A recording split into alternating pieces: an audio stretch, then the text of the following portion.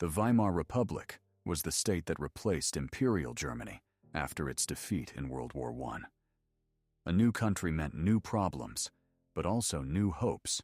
Hopes for a better life after the end of the largest and bloodiest war in human history. Today we have to make a reservation here, the largest at that time. But of course, no one knew that back then. The country found itself in a harsh and unfamiliar reality, trying to find its place. In this series of videos about the Weimar Republic, I will go through each year of its existence, describing what Germany and its people experienced between the world wars and how it became possible for the National Socialists to eventually come to power. Today, we will talk about how the Weimar Republic began. In 1918, Germany's position at the front was hopeless. Even the separate Brest-Litovsk peace treaty with Soviet Russia did not significantly change the situation because the United States had entered the war on the Western Front. The military command understood the situation best. Generals led by Ludendorff and Hindenburg concluded that the war had to be ended as soon as possible, since there was no hope of victory. But ending the war meant capitulation, and possibly the abdication of the Kaiser. Thus, the generals were prepared to act without the ruler if necessary, even if it meant overthrowing him. The October Revolution in Russia also pushed the military command toward drastic measures. If the empire could no longer continue in its current form, a palace coup seemed preferable to a revolution from below. On September 29th, Ludendorff reported to the Kaiser at the German headquarters in Spa, Belgium, that the war was lost and that a ceasefire was necessary. He recommended accepting the peace proposal of the United States, the so-called 14 points of President Wilson. The next day, the government led by Chancellor von Hertling resigned. Kaiser Wilhelm II issued a decree transferring authority to the Reichstag. On the one hand, the government wanted to signal readiness for democratic reforms and possibly improve Germany's negotiating position. On the other, it was an attempt to shift responsibility for the impending capitulation onto Parliament. A ruling coalition was hastily formed, consisting of the Progressive People's Party, the Centre Party, and most of the Social Democratic Party, which had recently split. The new chancellor, Prince Max of Baden, sent a telegram to Wilson on October 5th requesting the start of peace negotiations. These actions had a bombshell effect within Germany. The population had long been dissatisfied with worsening living conditions caused by the war, but the government had consistently promised victory. Suddenly, it turned out the war was lost. Discontent erupted into mass protests across the country. Calls for the Kaiser's abdication grew louder. The point of no return was reached when German naval forces were ordered to engage in a final battle against the British fleet, which had repeatedly proven its superiority. The sailors protested decisively. They understood they were being sent to die for prestige alone. With no chance of victory, the sailors in Kiel mutinied, sabotaged orders, and took control of the city. Their actions quickly spread. Workers and soldiers organized strikes, formed councils, and elected representatives. On November 8th in Munich, Kurt Eisner of the Independent Social Democratic Party declared the Bavarian king deposed and proclaimed the People's State of Bavaria. Major cities fell under the control of workers' and soldiers' councils. However, they mainly overthrew military authorities and regional rulers. Civil administration, police, and courts largely remained intact. There was little confiscation of property, as broader reforms were expected from the new government. The largest party in the Reichstag was the Social Democratic Party. Its leader, Friedrich Ebert, agreed with Chancellor Max of Baden that a radical revolution had to be prevented. To do so, key public demands had to be met. One of the most important demands was the Kaiser's abdication. Wilhelm II refused to step down and remained at military headquarters in Belgium, hoping to return with loyal troops and suppress the revolution. The Chancellor planned to personally persuade him, but events in Berlin escalated rapidly. On November 8th, mass rallies took place, and the next morning hundreds of thousands of people filled the streets. Max of Baden urgently telegraphed the Kaiser, but Wilhelm continued to refuse. Then the Chancellor unilaterally announced his abdication. Under pressure from his generals, Wilhelm fled to the Netherlands on November 10th, where he lived in exile. He formally abdicated only on November 28th. In Berlin, however, this no longer mattered. After announcing the Kaiser's abdication, Max of Baden resigned and transferred power to Ebert. But the protesters were not satisfied. Karl Liebknecht was preparing to proclaim a socialist republic. To preempt him, Social Democratic leader Philipp Scheidemann stepped onto a balcony of the Reichstag and proclaimed the republic himself, despite having no official authority. This declaration had the desired effect. Liebknecht's later proclamation of a socialist republic had far less impact. On November 11th, in the Compiègne forest, an armistice was signed between Germany and the Entente, effectively ending World War I. Returning soldiers posed a risk of further unrest. To stabilize the situation, Ebert made a pact with the military leadership, represented by General Groener. In exchange for military support, the government agreed not to interfere in army affairs. This agreement had mixed consequences. It helped the government maintain power during clashes in Berlin, but also allowed monarchist officers to remain in their positions, causing problems later. In 1918, Germany also faced the global influenza pandemic, the Spanish flu. It got its name because Spain was the first European country to publicly report it. 2 major waves of infection occurred, with a peak in Germany in June. Due to wartime censorship, deaths among civilians could be reported, but not among soldiers. Worldwide, the pandemic killed at least 20 million people, comparable to total losses in World War I. Despite the collapse of the empire, life continued. Most Germans did not witness the horrors of war firsthand. Returning soldiers were welcomed by crowds. Cultural life persisted, though limited. Heinrich Mann's novel The Loyal Subject was published, mocking the Wilhelmina system. Director Ernst Lubitsch began his career and would later move to the United States, becoming a major Hollywood figure working with stars like Mary Pickford, Marlene Dietrich, and Greta Garbo. On December 10th, Nobel Prizes in physics and chemistry were awarded to German scientists. Max Planck received the physics prize for his work on quantum theory, while Fritz Haber was awarded for synthesizing ammonia, ironically, given his role in developing chemical weapons. In December, unrest continued in Berlin. A sailors' uprising was suppressed during Christmas, resulting in casualties. On December 30th, the Communist Party of Germany was founded by Karl Liebknecht and Rosa Luxemburg. The new republic still had to prove its viability in the coming year of 1919. The year 1919 was a year of new trials for Germany, as the consequences of the profound changes brought about by the revolutionary events of 1918 began to take effect. The economic situation was extremely tijoli. Inflation, a decline in living standards, widespread speculation, and a thriving black market. Later, all of this would expand even further. To this must be added the psychological shock experienced by Germans after their defeat in World War I. In short, to say that the new republic inherited a Tijoloi legacy would be an understatement. The year 1919 began with armed clashes in the capital, the so-called Spartacist uprising. One of the triggers was the dismissal of Berlin's police chief Emil Eichhorn, who during the December unrest had refused to use force against sailors who had taken the Berlin commandant hostage, demanding payment and their discharge. However, the deeper cause of the uprising was the ikhtilaf in views among participants of the November Revolution regarding Germany's future. The Social Democratic Party, SPD, and the Communist Party of Germany, KPD, held different positions. The Communists believed in the necessity of a revolution along Soviet lines, while the Social Democrats, led by Friedrich Ebert, sought to quickly restore order while implementing democratic reforms.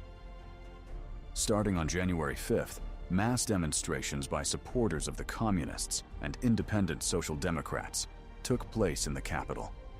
The conflict escalated rapidly. Protesters seized newspaper offices and formed a revolutionary committee. However, the soldiers stationed in Berlin did not support them, which became a decisive factor. After several days of street fighting, the uprising was suppressed.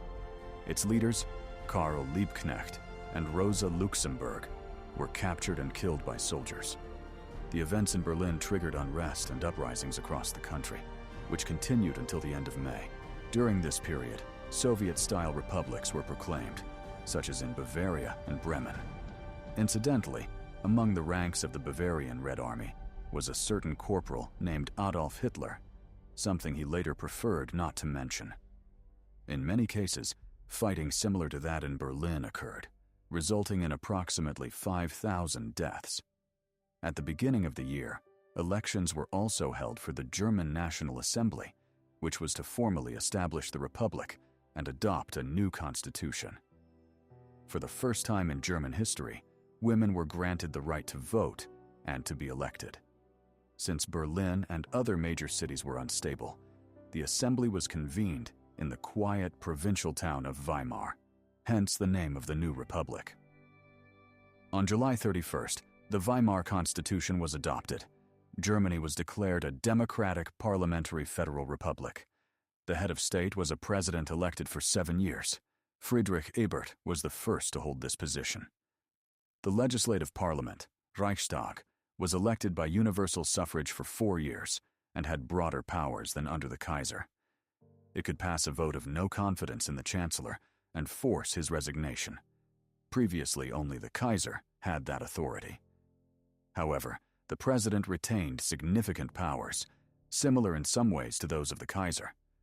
Unlike today's largely ceremonial German president, the Weimar president appointed the chancellor, served as commander-in-chief of the army, could dissolve the Reichstag, and call referendums on laws passed by parliament.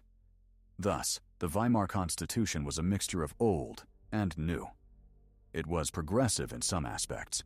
For example, it guaranteed education for all children, but also reflected conservatism and distrust of parliamentary rule. Meanwhile, on January 18th, the Paris Peace Conference opened, where the post-war world order and Germany's fate were decided. The key role was played by the victorious powers: the United States, Great Britain, France, Italy, and Japan. Their interests did not always align, making negotiations difficult. Nevertheless, several major decisions were made. In February, the Covenant of the League of Nations, a precursor to the UN, was adopted, and on June 28th, the Treaty of Versailles was signed with Germany. The terms were extremely harsh. Germany lost significant territories, most of which went to Poland.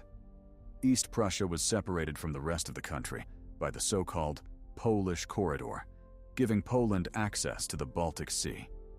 Danzig, Gdansk, became a free city, leading to mass protests involving up to 100,000 people. Northern Schleswig went to Denmark, Alsace-Lorraine to France, and smaller territories to Czechoslovakia and Lithuania. Some borders were determined later by referendums. The Saar region was placed under League of Nations administration for 15 years. There were also unusual cases. Due to a mapping error, a narrow strip of unoccupied land remained between French and American zones west of the Rhine. This led to the creation of the short-lived Free State of Flaschenhals, bottleneck. It issued its own passports and even planned a diplomatic mission before disappearing after the occupation ended. Overall, Germany lost more than 1/10 of its territory and all of its colonies. Germany was also forced to disarm. Its army was limited to Sto-Tisić Dobrovolcev. It was forbidden to have submarines and military aviation. The general staff was dissolved and Western fortifications destroyed. The German High Seas Fleet, interned at Scapa Flow, was scuttled by its own commander, Rear Admiral von Reuter, when the terms became known. 9 sailors were killed by British forces attempting to stop the sinking, effectively among the last casualties of World War I. Germany was also held responsible for the war and required to pay reparations. The total amount was not initially fixed and was later determined by a commission without German participation. Payments continued for decades. The final installment was made in 2010, 92 years after the war. The treaty sparked protests, not only in Germany, where the government resigned, but also among the victors. British economist John Maynard Keynes opposed heavy reparations and resigned from the negotiations. Adopting a new political course, the Weimar Republic sought to reform itself and abandon militarism. The celebration of victory in the Franco-Prussian War was abolished. To prevent a socialist revolution, the government also introduced reforms. On January 1st, 1919, the 8-hour workday was established, after more than half a century of struggle. Technological progress also continued. Aviation advanced rapidly after the war. In June 1919, British pilots Alcock and Brown completed the first non-stop transatlantic flight. With peace, aircraft manufacturers shifted to civilian production. Germany, banned from military aviation, was among the first to do so. On June 25th, the world's first all-metal passenger aircraft made its flight. In August, the first Regularnia international airline route between London and Paris opened. In October, KLM, the world's oldest operating airline, was founded. The year 1920 in the young Weimar Republic marked a new wave of protests, unrest, and violence. The adoption of a new constitution and the holding of the first elections did not bring stability to Germany's political life, while the Treaty of Versailles continued to provoke fierce debate. Three main directions of development can be identified, supported by different political and social groups. One part of society held conservative views and cherished dreams of revenge and the restoration of the empire. Another believed that if the German Empire, at the height of its power, had been defeated in war, then the new Germany was even less capable of resisting Britain and France. Therefore, despite the harsh conditions of the Versailles Treaty, it was necessary to accept them and attempt to integrate into the new economic system. Finally, the communists, even after the suppression of the Spartacist uprising, were not willing to seek compromise. As a result, during new protests and strikes, negotiations quickly broke down, conflicts escalated, and led to further casualties. At the very beginning of the year, on January 13th, a large workers' demonstration gathered in front of the Reichstag, organized by the Communist Party and the Independent Social Democrats. They protested against a new law that limited the powers of workers' councils. By that time, after the unrest of 1919, reinforced police units equipped with machine guns had been created. One such unit was guarding the Reichstag. Under circumstances that remain unclear, the police opened fire on the demonstrators. According to the official version, the protesters tried to storm the building, but regardless, the brutality was unprecedented. More than 40 people were killed, making it the bloodiest demonstration in German history. However, it was soon overshadowed by even more dramatic events. In March, another coup attempt took place, this time initiated by the military. According to the Treaty of Versailles, Germany's army was to be significantly reduced, which caused dissatisfaction among the military leadership. As part of these reductions, the Marine Brigade Erhard, consisting of more than 5,000 men and stationed near Berlin, was to be disbanded by order of Defense Minister Gustav Noske. Its commander refused and was supported by General Walter von Lüttwitz. President Ebert and the government attempted negotiations, but Lüttwitz's demands became increasingly strict. In addition to refusing disbandment, he demanded the dissolution of the National Assembly and new elections, hinting at a possible coup. The government rejected these demands and removed him from his post.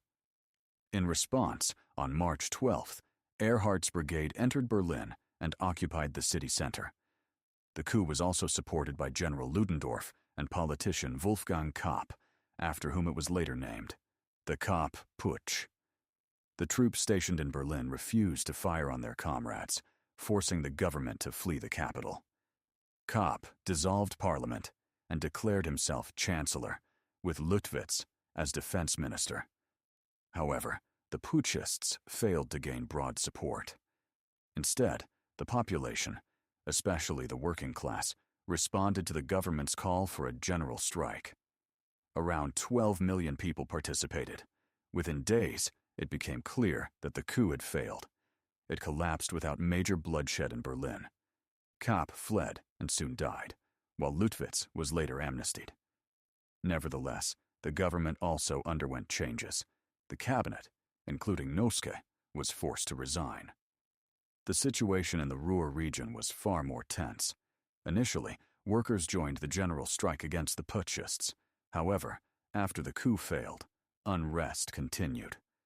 Left-wing parties and workers' organizations attempted to seize power in the region. On March 13th, the Ruhr Red Army was formed, quickly growing to about 50,000 men. In street battles with police, Reichswehr forces, and volunteer units, the insurgents captured major cities such as Dortmund, Essen, and Düsseldorf. By the end of March, the entire Ruhr region was under their control. After unsuccessful negotiations, the government sent in the Reichswehr to suppress the uprising. Ironically, some of these forces had recently supported the putschists, including Erhardt's brigade. The poorly armed Red Army units were defeated. During the fighting, and through summary executions, more than 1,000 rebels were killed. This atmosphere of extreme instability, uncertainty, and fear created fertile ground for various extremist organizations, which attracted followers with their clear and simple worldview. In 1920, on the basis of the German Workers' Party, Adolf Hitler initiated the creation of the National Socialist German Workers' Party, NSDAP. Having joined the party in 1919, he quickly proved himself a talented speaker and rose to leadership. At that time, the party was very small and even manipulated its membership numbering to appear larger. Hitler was listed as number 555, though he was actually around the 55th member. On February 24th, at a meeting in the Munich Beer Hall Hofbräuhaus, Hitler presented the party's 25-point program. It called for the abolition of the Versailles Treaty, the unification of all Germans into one state, expansion of living space, initially referring to colonies, and restrictions on the rights of foreigners and Jews. This program later became the foundation of Nazi ideology. In 1920, referendums were held in disputed border regions as part of implementing the Versailles decisions. In February and March, a plebiscite took place in Schleswig. Men and women voted on whether to belong to Denmark or Germany. The results reflected linguistic divisions. The North voted for Denmark, the South for Germany. This border remains unchanged today. In July, referendums were held in parts of East Prussia bordering Poland. Despite a significant Polish population, most voted to remain in Germany, partly due to fears related to the ongoing Soviet-Polish War. In August, the 7th Olympic Games opened in Antwerp. Berlin had originally been chosen to host the 1916 Games, but World War I prevented them from taking place. Due to the war's aftermath, Germany and its allies were not invited to the 1920 Olympics. Athletes from Soviet Russia were also excluded. However, Finland and Estonia, newly independent, participated successfully. It was in Antwerp that Finnish runner Paavo Nurmi first gained fame, later winning multiple Olympic gold medals. In Germany, sports competitions resumed after a 6-year break. The National Football Championship was held, with Nuremberg emerging as the winner, a club that still exists today. In 1920, the film The Cabinet of Dr. Caligari was released. It became highly influential, shaping genres such as thriller, noir, and horror. The film featured an innovative style with expressive acting, distorted sets, and stark contrasts of light and shadow, reflecting a disturbed perception of reality. By the early 1920s, cinema began to be seen not just as entertainment, but as an art form. The Cabinet of Dr. Caligari was a key step in that transformation, and references to it can still be found in films, music videos, and songs more than 100 years later. The economic situation in Germany in 1921 remained difficult. This sustained the popularity of left-wing parties, especially among the population of industrial regions in central Germany, where coal and chemical industries dominated. strikes and clashes between workers and police continued. The Communist Party attempted to take advantage of the situation to spark another uprising.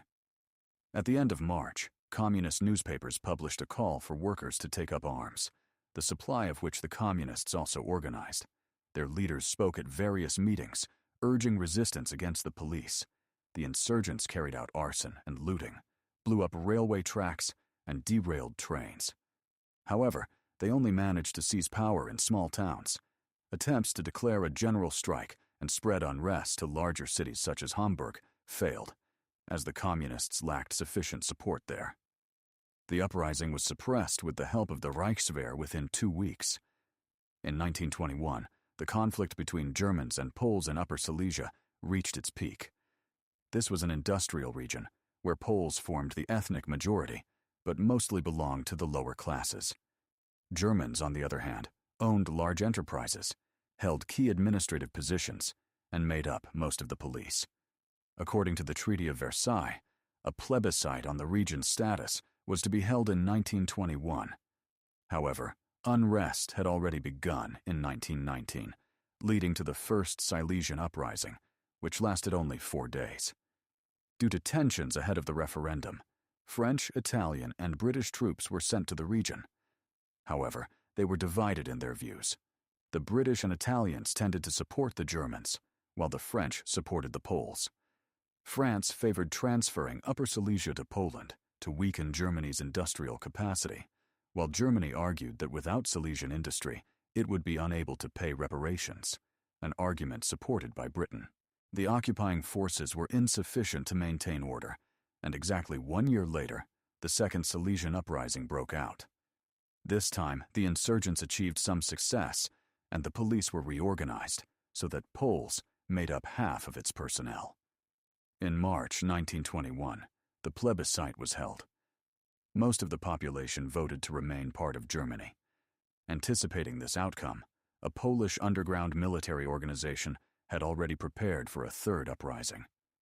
The Third Silesian Uprising began in May and lasted 2.5 months. It was suppressed primarily by Freikorps units, volunteer military formations composed largely of nationalist veterans of World War I. Although the insurgents were defeated, their actions drew international attention. To prevent further conflict, the League of Nations decided to divide Upper Silesia between Germany and Poland. In 1921, trials began in the Weimar Republic against German war criminals from World War I. Although these events were later overshadowed by World War II, at the time, the First World War was seen as the most maschtabnahe and brutal in history. German soldiers, officers, and generals were accused of killing civilians, especially during the invasion of Belgium, as well as sinking civilian and merchant ships during unrestricted submarine warfare. Germany had signed the Hague Convention in 1907, which established rules of warfare, although military leaders often ignored it. After the armistice of 1918, the Allies concluded that German actions could not be justified merely as following orders.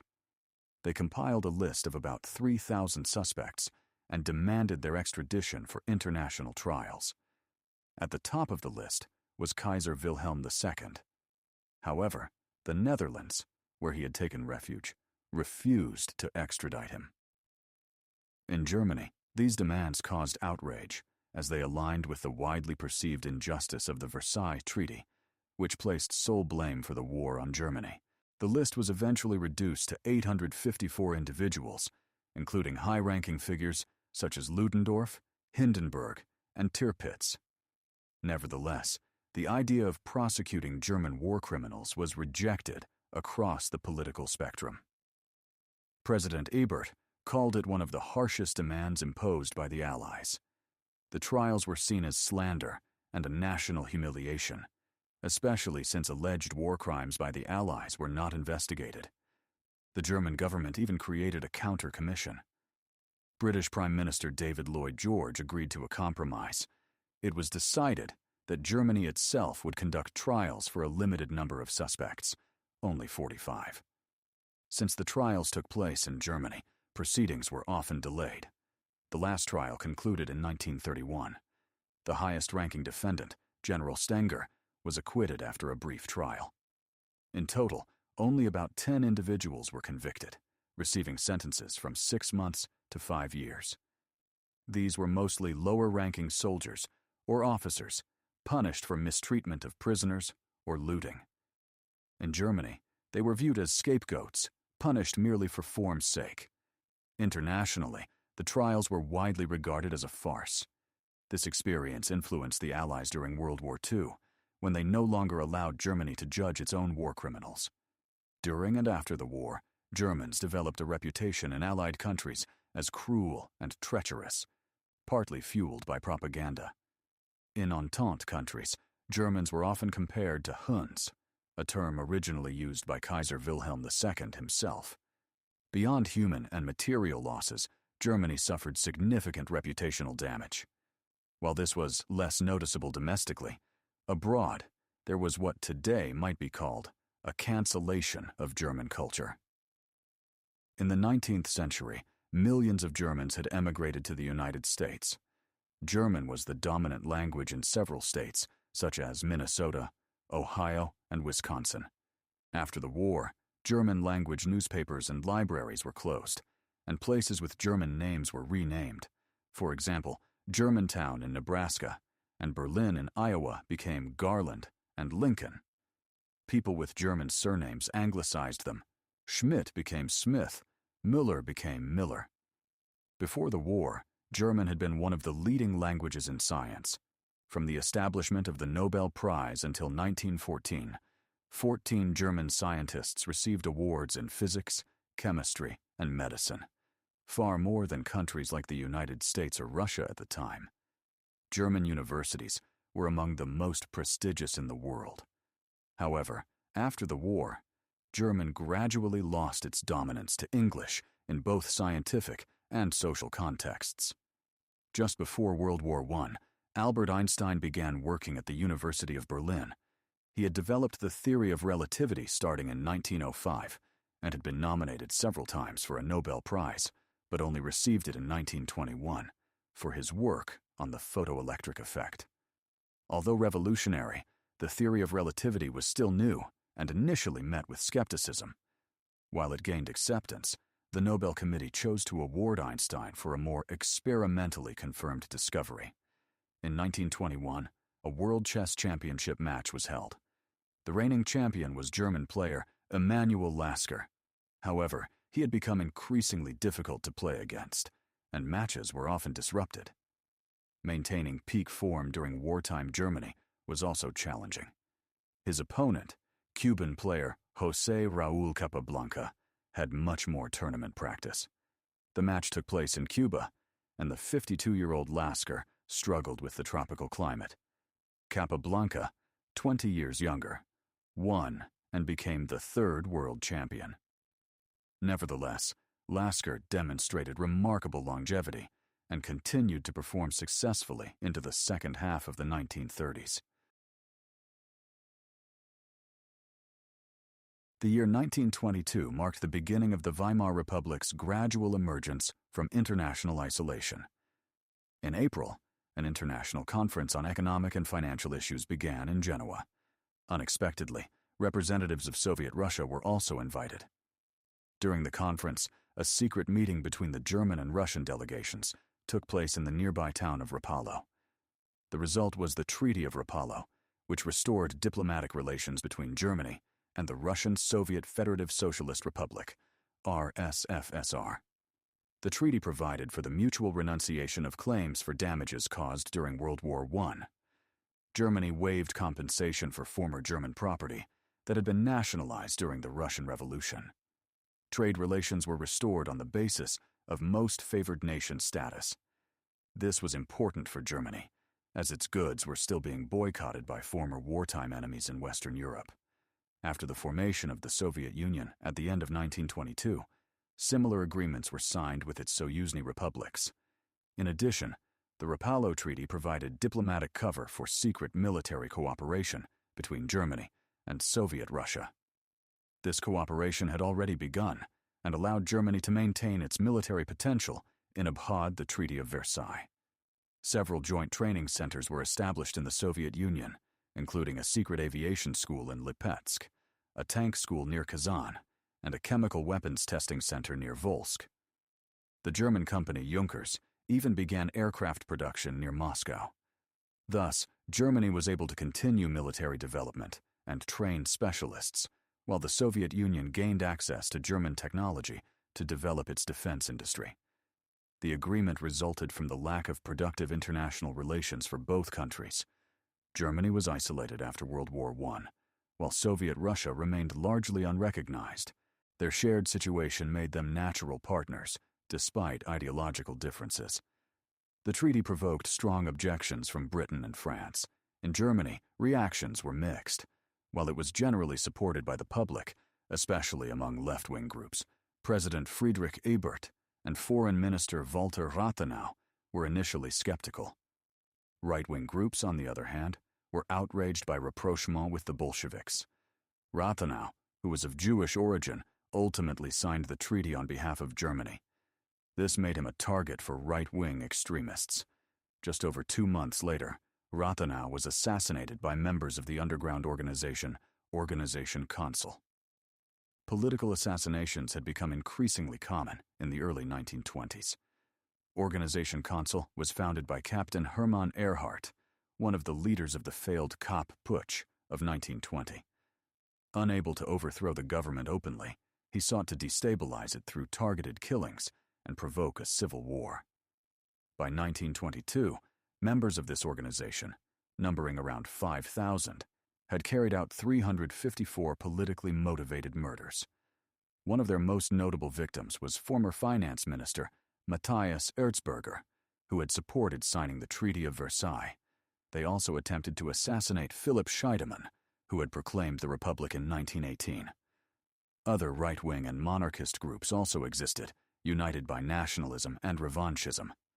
One of their earlier victims was socialist politician Kurt Eisner, who had proclaimed the People's State of Bavaria in 1918.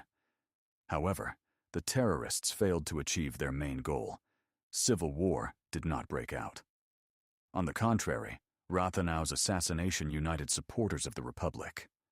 Millions of Germans took to the streets in protest against counter-revolutionary violence. His funeral was attended by huge crowds. President Ebert issued an emergency decree to protect the Republic, aimed at suppressing right-wing extremist groups. As a result, organizations such as the NSDAP were banned in several regions of Germany. Interestingly, there was also a secret right-wing organization formed by Russian émigrés in Germany. Like other far-right groups, it held anti-Semitic and anti-Bolshevik views. In March 1922, in Berlin, members of such a group attempted to assassinate Russian politician Pavel Milyukov, former foreign minister of the Provisional Government. Monarchists blamed him for contributing to the Russian Revolution.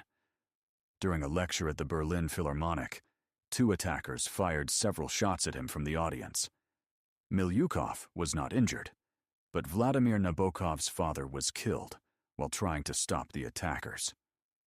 At that time, Vladimir Nabokov was studying at Cambridge. After his father's death, he moved to Berlin in the same year.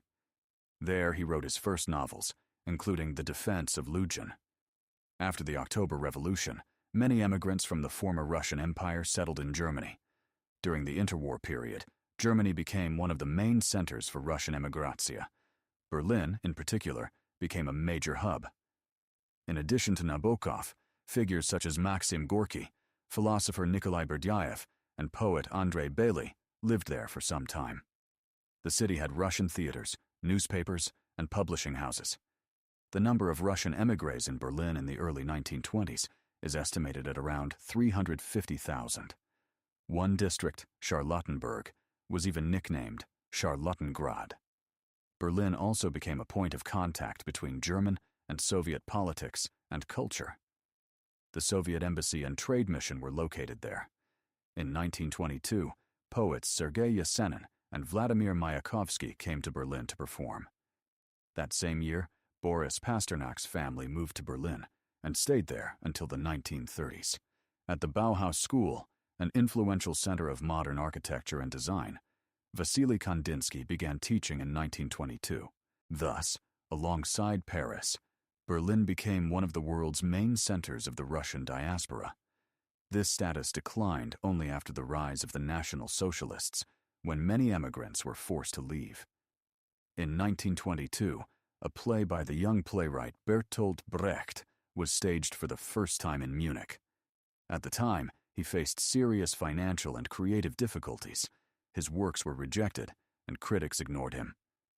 The play, Drums in the Night, told the story of a World War I soldier returning from captivity and becoming involved in the November Revolution. It explored themes of revolutionary idealism versus personal interest.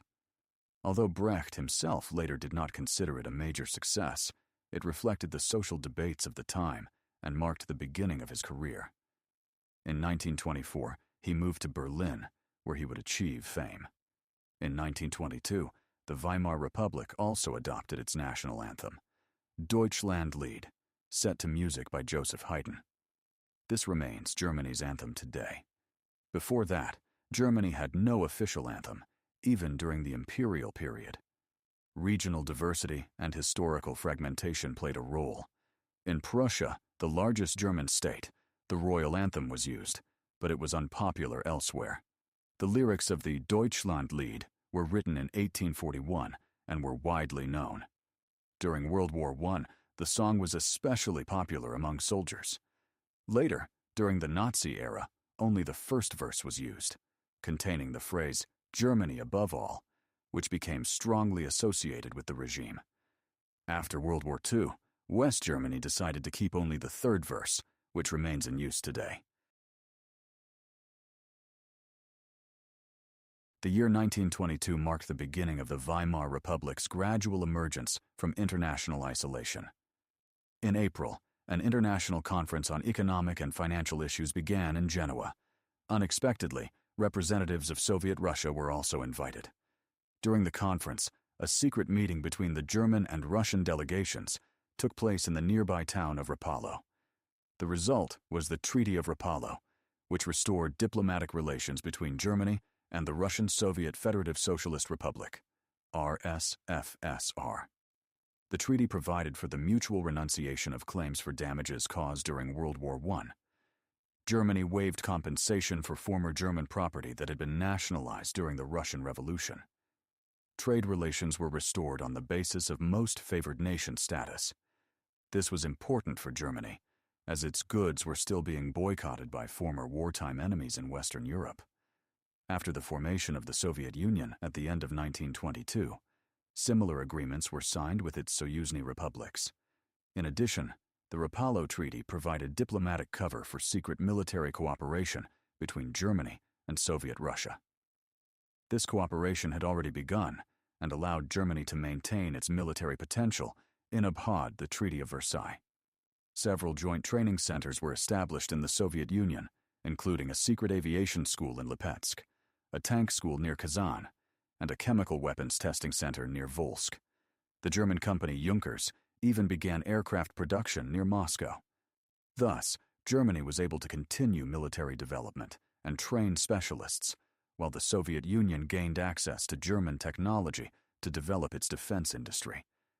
The agreement resulted from the lack of productive international relations for both countries. Germany was isolated after World War I, while Soviet Russia remained largely unrecognized. Their shared situation made them natural partners, despite ideological differences. The treaty provoked strong objections from Britain and France. In Germany, reactions were mixed. While it was generally supported by the public, especially among left-wing groups, President Friedrich Ebert and Foreign Minister Walter Rathenau were initially skeptical. Right-wing groups, on the other hand, were outraged by rapprochement with the Bolsheviks. Rathenau, who was of Jewish origin, ultimately signed the treaty on behalf of Germany. This made him a target for right-wing extremists. Just over 2 months later, Rathenau was assassinated by members of the underground organization Consul. Political assassinations had become increasingly common in the early 1920s. Organization Consul was founded by Captain Hermann Ehrhardt, one of the leaders of the failed Kapp Putsch of 1920. Unable to overthrow the government openly, he sought to destabilize it through targeted killings and provoke a civil war. By 1922, members of this organization, numbering around 5,000, had carried out 354 politically motivated murders. One of their most notable victims was former finance minister Matthias Erzberger, who had supported signing the Treaty of Versailles. They also attempted to assassinate Philipp Scheidemann, who had proclaimed the Republic in 1918. Other right-wing and monarchist groups also existed, united by nationalism and revanchism. One of their earlier victims was socialist politician Kurt Eisner, who had proclaimed the People's State of Bavaria in 1918. However, the terrorists failed to achieve their main goal. Civil war did not break out. On the contrary, Rathenau's assassination united supporters of the Republic. Millions of Germans took to the streets in protest against counter-revolutionary violence. His funeral was attended by huge crowds. President Ebert issued an emergency decree to protect the Republic, aimed at suppressing right-wing extremist groups. As a result, organizations such as the NSDAP were banned in several regions of Germany. Interestingly, there was also a secret right-wing organization formed by Russian émigrés in Germany. Like other far-right groups, it held anti-Semitic and anti-Bolshevik views. In March 1922 in Berlin, members of such a group attempted to assassinate Russian politician Pavel Milyukov, former foreign minister of the provisional government. Monarchists blamed him for contributing to the Russian Revolution. During a lecture at the Berlin Philharmonic, 2 attackers fired several shots at him from the audience. Milyukov was not injured, but Vladimir Nabokov's father was killed while trying to stop the attackers. At that time, Vladimir Nabokov was studying at Cambridge. After his father's death, he moved to Berlin in the same year. There, he wrote his first novels, including The Defense of Luzhin. After the October Revolution, many emigrants from the former Russian Empire settled in Germany. During the interwar period, Germany became one of the main centers for Russian emigratsia.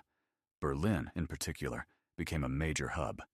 In addition to Nabokov, figures such as Maxim Gorky, philosopher Nikolai Berdyaev, and poet Andrei Bely lived there for some time. The city had Russian theaters, newspapers, and publishing houses. The number of Russian émigrés in Berlin in the early 1920s is estimated at around 350,000. One district, Charlottenburg, was even nicknamed Charlottengrad. Berlin also became a point of contact between German and Soviet politics and culture. The Soviet embassy and trade mission were located there. In 1922, poets Sergei Yesenin and Vladimir Mayakovsky came to Berlin to perform. That same year, Boris Pasternak's family moved to Berlin and stayed there until the 1930s. At the Bauhaus School, an influential center of modern architecture and design, Vasily Kandinsky began teaching in 1922. Thus, alongside Paris, Berlin became one of the world's main centers of the Russian diaspora. This status declined only after the rise of the National Socialists, when many emigrants were forced to leave. In 1922, a play by the young playwright Bertolt Brecht was staged for the first time in Munich.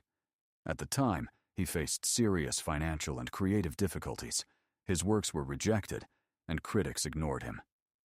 The play, Drums in the Night, told the story of a World War I soldier returning from captivity and becoming involved in the November Revolution. It explored themes of revolutionary idealism versus personal interest. Although Brecht himself later did not consider it a major success, it reflected the social debates of the time and marked the beginning of his career. In 1924, he moved to Berlin, where he would achieve fame. In 1922, the Weimar Republic also adopted its national anthem, Deutschlandlied, set to music by Joseph Haydn. This remains Germany's anthem today. Before that, Germany had no official anthem, even during the imperial period.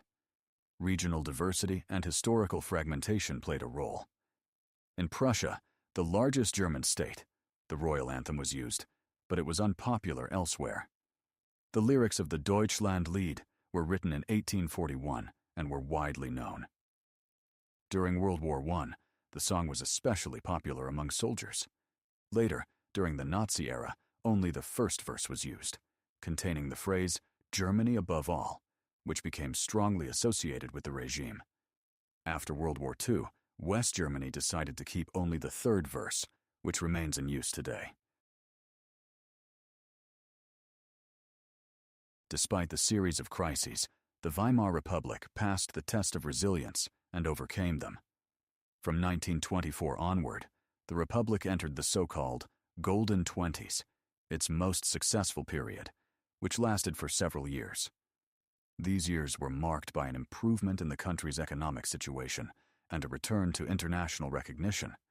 Until then, Germany had still been struggling to pay reparations, while France responded with increased pressure and the occupation of the Ruhr region as collateral. However, such policies only led to an even deeper crisis within Germany.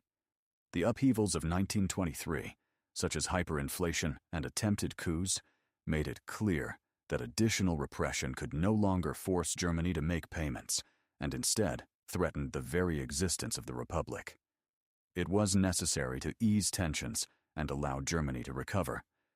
Therefore, the United States and Great Britain decided to intervene and develop a new payment plan.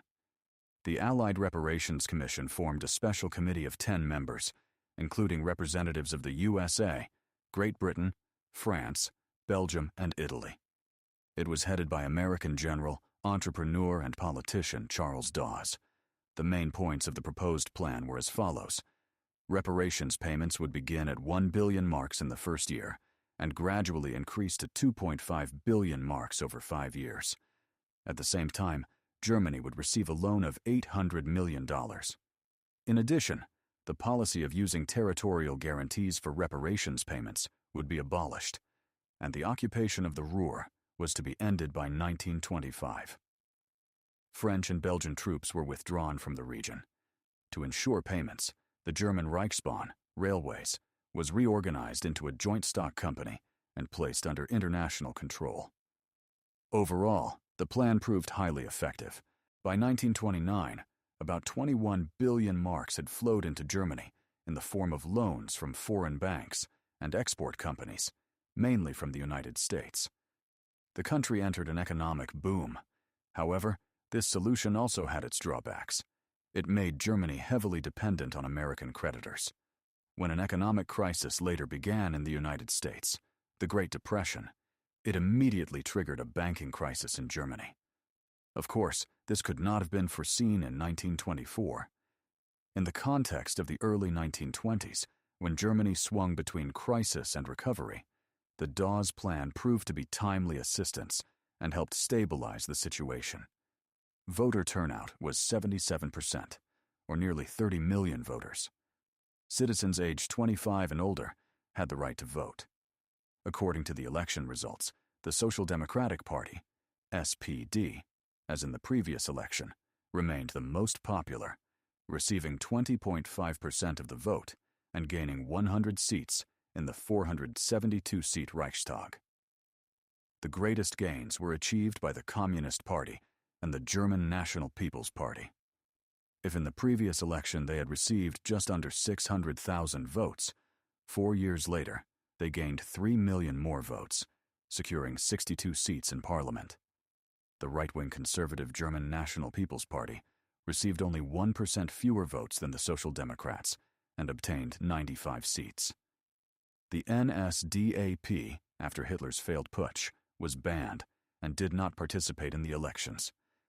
The success of both far-left and far-right parties was explained by the difficult conditions of the previous year.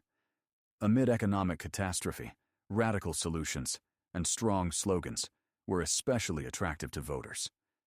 However, within a few months, it became clear that the current composition of Parliament wasn't viable. No party had an absolute majority and could not form a governing coalition. A so-called minority government was also ineffective, as parties were in opposition to the cabinet and Chancellor Wilhelm Marx. The government faced a vote of no confidence from Parliament. Since the contradictions could not be resolved, the Reichstag was unable to function effectively and was dissolved in December of that year.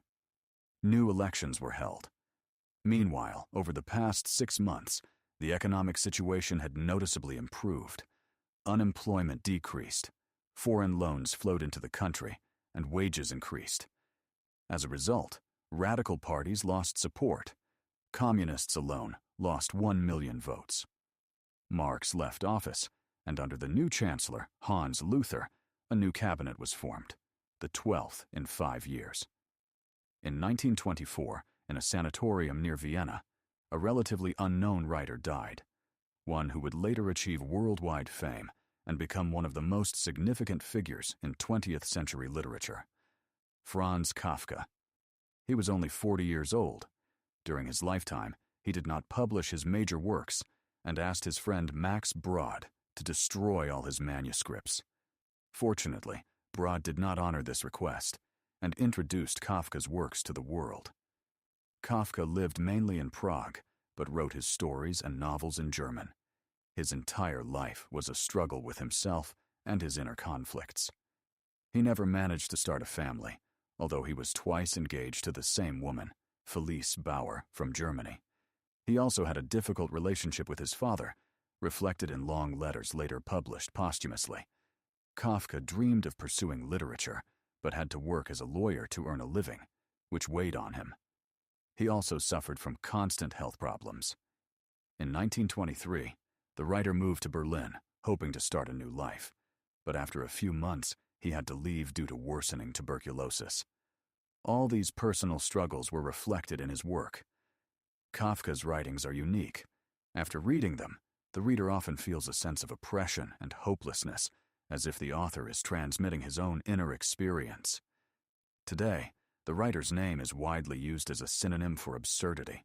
In 1924, the history of one of the most famous German fashion brands began. Hugo Boss opened his first sewing factory. The company's headquarters is still located in the same small town of Metzingen in southern Germany, where its founder was born.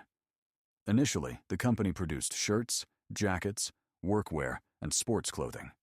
However, business did not go well, and during the Great Depression, Hugo Boss declared bankruptcy and restarted the company. At that time, he had only 6 sewing machines. A party order helped him recover. In 1931, Hugo Boss joined the NSDAP and became a supplier of uniforms for the National Socialists. His company produced uniforms for the SA, SS, and Wehrmacht, although the designs were not created by Hugo Boss himself. During World War II, demand for his products increased. Forced labor from occupied countries was used in production. After the war, Boss was recognized as a supporter and beneficiary of National Socialism, stripped of his voting rights, and fined. He died in 1948, but the company survived. It shifted to producing men's suits and entered a new phase of development. Today, the company operates over 1,000 stores worldwide, and its products are advertised by major global celebrities. At the end of February 1925, the president of the Weimar Republic, Friedrich Ebert, died. This came as a great surprise. He was 54 years old and seemed full of strength. The cause of death was a simple ruptured appendix. The operation had been scheduled, but Ebert postponed it due to legal proceedings in which he was involved at the time. His career began with trade union activity. Already at the age of 18, Ebert joined the Socialist Workers' Party of Germany, the future SPD. As an agitator and secretary of various workers' associations, he gained authority within the party. In 1912, he became a deputy in the Reichstag from the Social Democratic Party, and a year later, he was elected its chairman. Interestingly, initially he supported the war. When World War I broke out, Ebert pursued a policy of reconciliation among opposing parties in the Reichstag in order to focus on achieving a favorable outcome for Germany.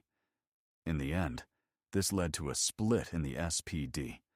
Those who opposed the war at the beginning of 1917 left the party and formed an independent one. Incidentally, 2 of Ebert's 4 sons died in the war. During the Revolution of 1918, Ebert supported the preservation of the monarchy. However, he realistically assessed the situation. His main goal was to prevent a socialist revolution, even if it meant sacrificing the existing state system. During his presidency, he largely followed the same views. This explains his approval of the use of force against the left radical Spartacists, while at the same time handling the conflict with the right-wing radicals who organized the Kapp Putsch in a relatively peaceful way. It should be noted that Ebert achieved his goal.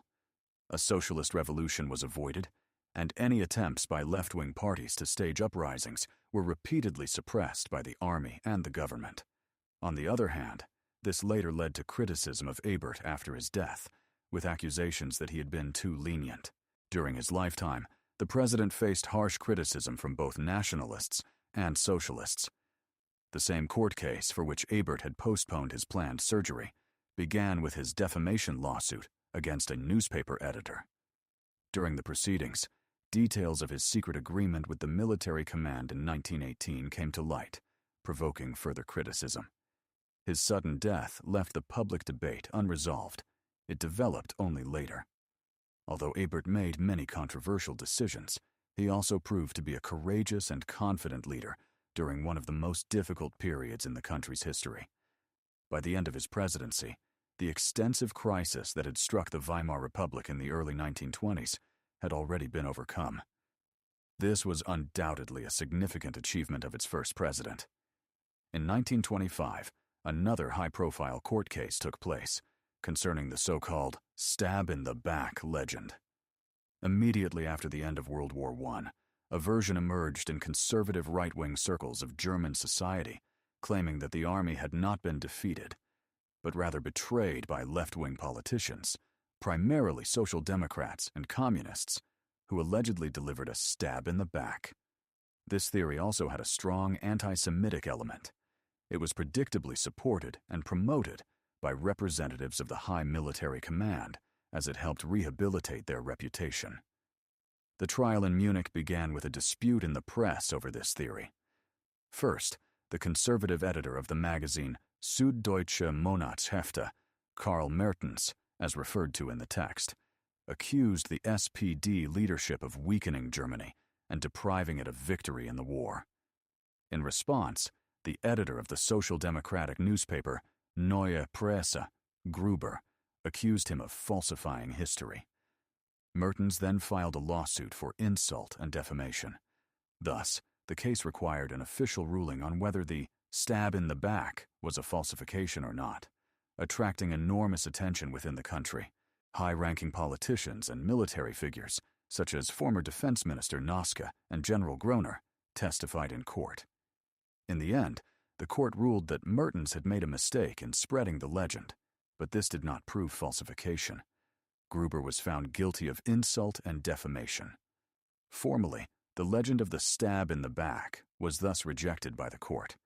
However, for those not following the details, it appeared that the proponent of the legend had won, which meant that the claims were considered valid. The debate was far from over. In the future, this legend would become an important propaganda tool for right-wing parties, and especially the NSDAP.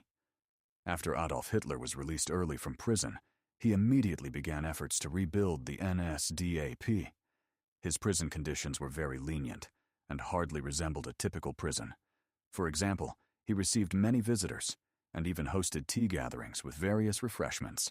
Nevertheless, for those who sympathized with National Socialist ideas, the trial and his imprisonment attracted attention and gained him new supporters. While in prison, he wrote Mein Kampf. The first volume was published in 1925, the second the following year. The book was not a bestseller and did not make a significant impact at first. There were critical reviews in the press and satirical commentaries mocking Mein Kampf, and it was not a mass-market success. However, as the author's influence grew, so did the book's sales.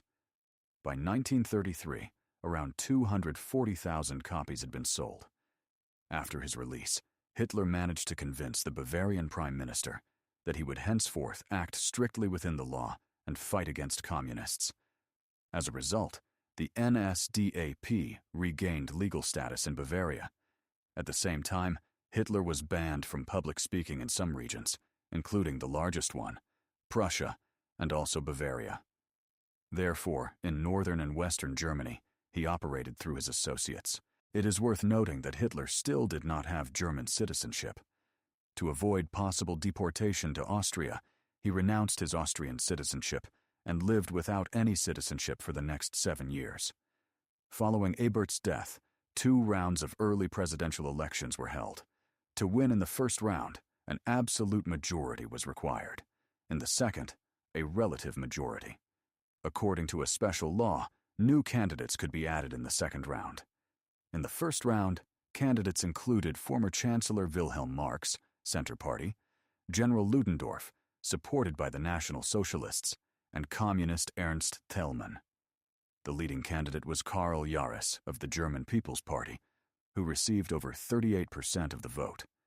Social Democrat Otto Braun came second with 29%, followed by Marx and Thälmann. Ludendorff received just over 1%. Since no one achieved an absolute majority, parties formed blocs for the second round. The People's Bloc, consisting of Social Democrats, the German Democratic Party, and the Center Party, supported Marx. The opposing Imperial Bloc, made up of right-wing and conservative parties, initially supported Jahrès.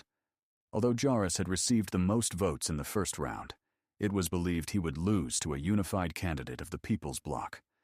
Seeking a stronger candidate, the Imperial Bloc turned to Paul von Hindenburg. The 77-year-old field marshal had not previously participated in politics and was initially reluctant to run.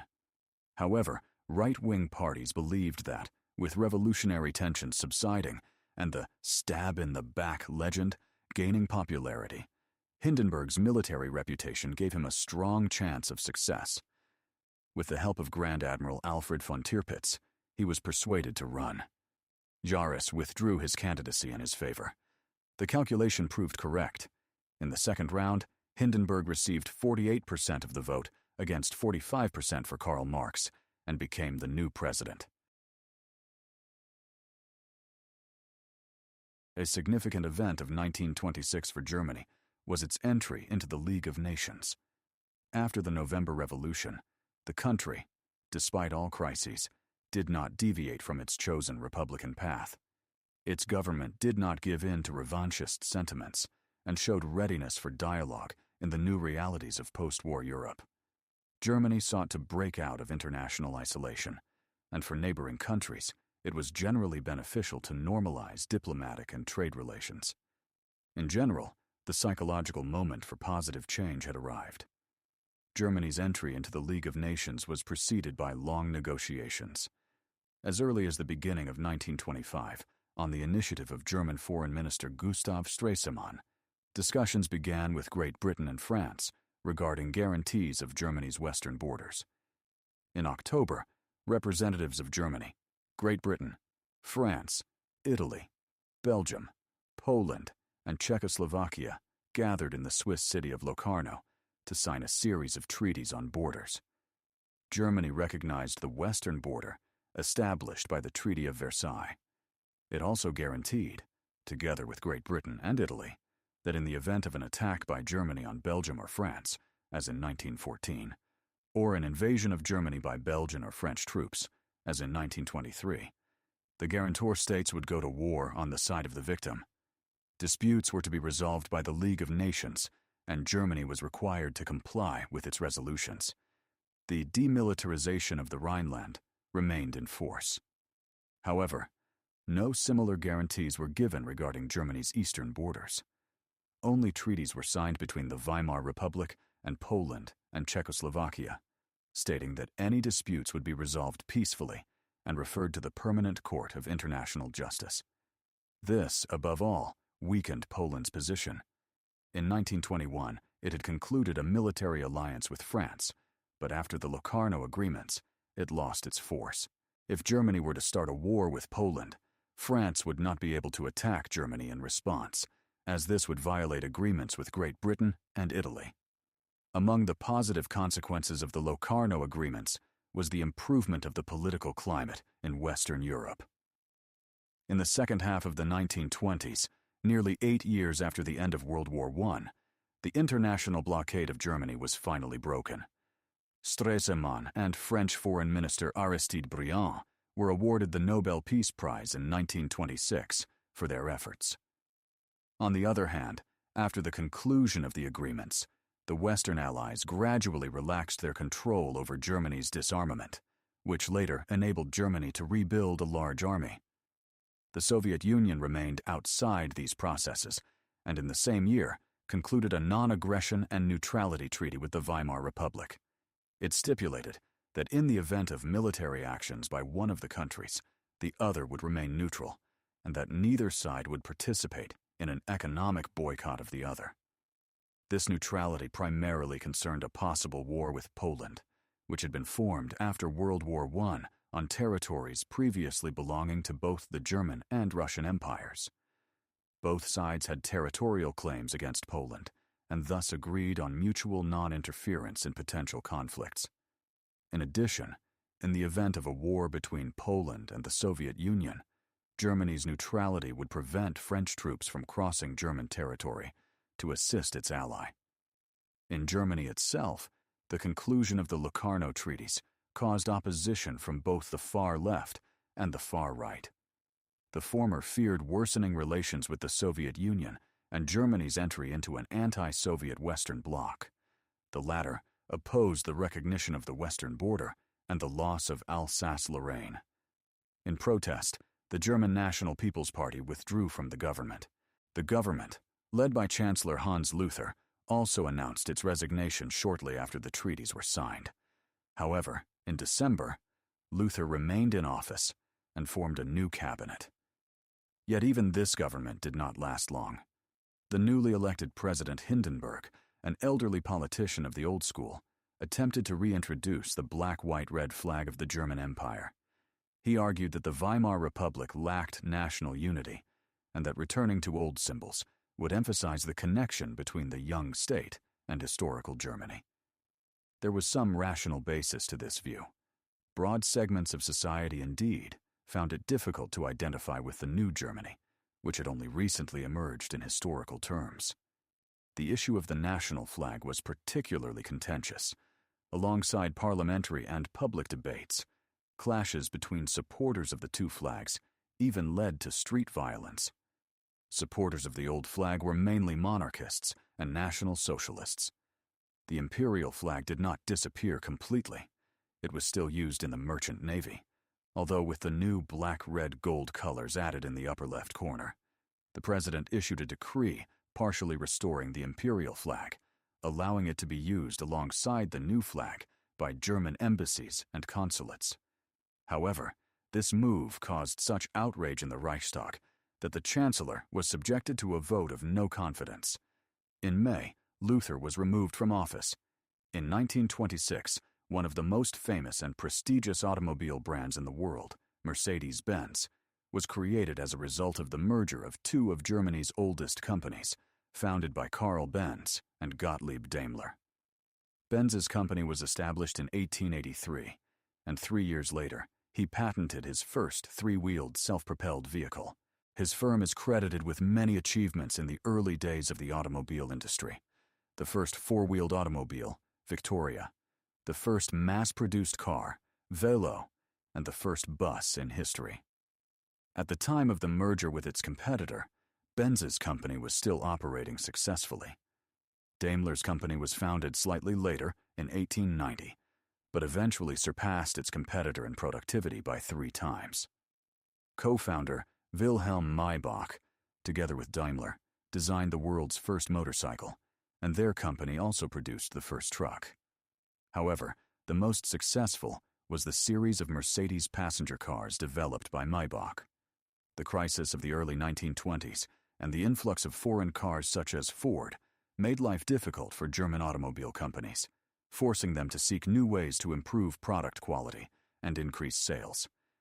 The unified concern formed by the former competitors was named Daimler-Benz.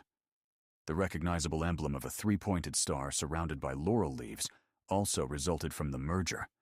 The star was taken from Daimler's logo, while Benz's name was retained. Ferdinand Porsche became the head of the company, and he would later establish his own famous firm 5 years after the merger. Mercedes continued to be sold primarily as a luxury car, although more affordable models were occasionally produced. The best engineers from Daimler and Benz helped the company reach new heights in automotive engineering. In the 1930s and 1940s, Mercedes-Benz cars were used by high-ranking German politicians and the leadership of the NSDAP. The luxurious Mercedes-Benz 770 was even used by Wilhelm in the Netherlands.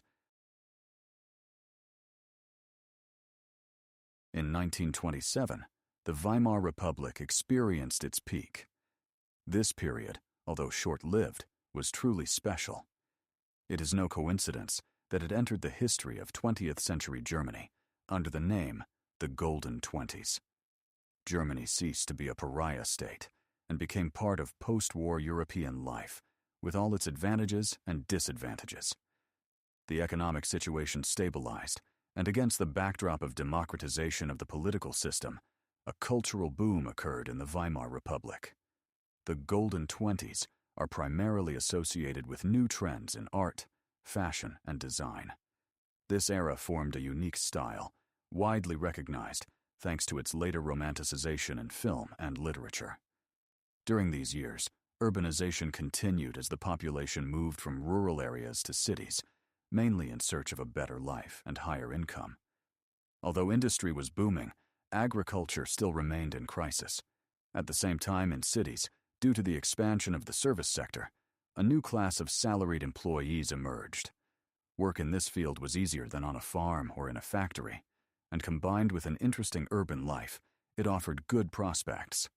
As a result, nearly 1/3 of the population of the Weimar Republic lived in cities. Although this trend of urban migration characterized Germany throughout the 20th century, for some cities, the Golden Twenties were a period of particularly rapid growth. For example, Leipzig's population reached an all-time high in 1930, exceeding 700,000 people. Even today, it is about 100,000 fewer. Berlin also had more residents in the 1920s than it does today. On the other hand, the rapid growth of urban populations meant difficulties in finding housing. Securing accommodation in large cities became a challenging task. Amid political rapprochement between Germany and France, Great Britain, and the United States, the country came under their cultural influence. Thanks to the introduction of the 8-hour workday and the stabilization of the German mark, city residents had more money and free time, which led to increased demand for various forms of leisure. Cinemas, cafes, and cabarets became widespread. Fashion, music, and nightlife all reflected a strong American influence. Jazz became a popular musical genre. The emancipation of women continued as new jobs appeared in the service sector. Many women began earning their own living. The desire for independence and the struggle for rights were also reflected in women's fashion. Short haircuts and cigarettes, once elements of a male image, became common among women. This was a form of protest against old rules and traditions. In 1927, the first national beauty contest was held. The title, Miss Germany, was awarded to 21-year-old Hildegard Quandt from Berlin. Immediately afterward, she received more than 200 marriage proposals. In general, German society, tired of hardship, eagerly absorbed fashion trends from Paris and New York. In some areas of culture, Germany itself set the tone.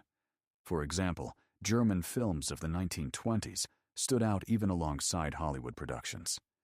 In 1927, director Fritz Lang made one of the most expensive films in silent cinema history, Metropolis. This dystopian film, over 2 hours long, depicts a future city divided into two parts: the upper city, where the elite live, and the underground, where workers labor to maintain the machines that sustain the upper world. The son of a wealthy magnate falls in love with a girl from the underground, learns about the harsh conditions of the workers, and tries to change the system. The film took nearly a year and a half to produce. Its budget exceeded the original estimate threefold, reaching over 5 million marks. However, Metropolis did not recoup its costs at the box office. Despite its groundbreaking special effects and unique storyline, Audiences were not yet ready for such a long film. It was later shortened, from over 2 hours to 1.5. The full version was restored in the 21st century. Today, the film is considered a classic of expressionist cinema and has inspired many later works.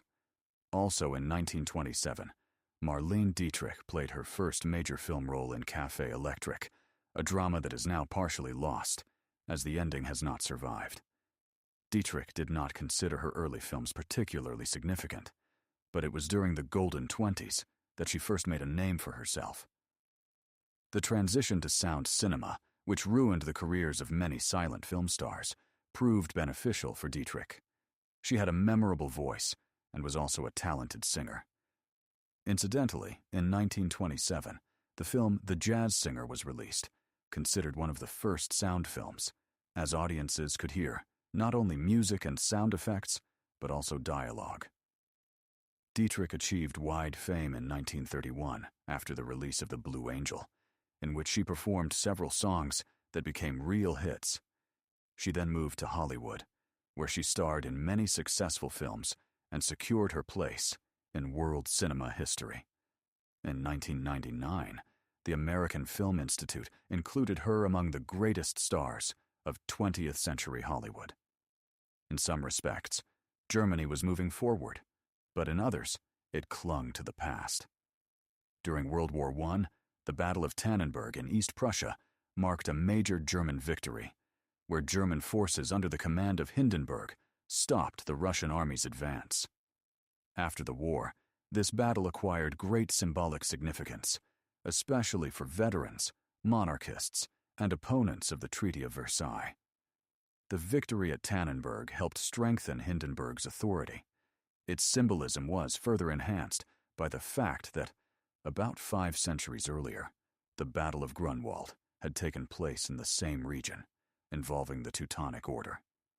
At the initiative of veterans, a memorial to fallen soldiers was planned at the site of the battle. It became a large-scale project, funded entirely by donations. Styled like a fortress, the structure consisted of towers and resembled a crown in shape. Inside, there was the grave of 20 unknown soldiers. Each tower had its own name, one of which was named after Hindenburg. The field marshal himself took part in laying the foundation stone in 1924 and in the grand opening ceremony 3 years later, which coincided with his 80th birthday. His speech at the ceremony deserves special mention. Quotations from it were later engraved on the entrance gates. In it, the president firmly rejected Germany's responsibility for starting World War I. After the rise of the NSDAP to power, the memorial became a site of national significance. Despite his last will, Hindenburg was buried there, as the Tannenberg Memorial was an important ideological symbol. During the retreat of German troops in World War II, it was destroyed on Hitler's personal orders. In 1928, the Kellogg-Briand Pact was signed, named after its initiators, the French Minister of Foreign Affairs and the U.S. Secretary of State. It was an international peace agreement in which the signatory states pledged not to use war to resolve disputes or conflicts of any nature or origin. The pact was signed by Germany, France, and the United States, and shortly thereafter by most other countries. The agreement was ridiculed for having no real impact on foreign policy, as no mechanism for enforcing it was created. It failed to prevent World War II. Nevertheless, the pact served as a legal foundation for the concept of crimes against peace, for which the Nuremberg and Tokyo tribunals tried the highest leaders responsible for unleashing the Second World War. It should be noted that the pact remains in force to this day and still has some effect. Since then, official declarations of war have become very rare. The Reichstag elections, although held 4 years after the previous ones, were nevertheless extraordinary. Heated debates continued in Parliament, leading to irreconcilable disagreements, even on what seemed like a minor issue. This time, the parties failed to agree on school reform. According to the Constitution, interdenominational schools had priority over schools of individual religious denominations. The Center Party proposed a new law that would equalize these schools, but the German People's Party opposed it. Since no consensus was reached, President Hindenburg dissolved the Reichstag and called early elections. In these elections, the Social Democratic Party strengthened its position. The NSDAP, which had previously been banned, participated again. Earlier, in 1924, the party had run under the name National Socialist Freedom Party and received 3% of the vote, gaining 14 seats in parliament. Now it was restored under its original name. However, its position worsened. It received 26% of the vote and 12 seats. On the one hand, the economy of the Weimar Republic was developing, and unemployment was lower than in previous years, so the radical agenda of the NSDAP did not receive broad support among voters. On the other hand, Hitler did not pay much attention to the 1928 elections, as he sought to strengthen his authority as the sole leader of the organization.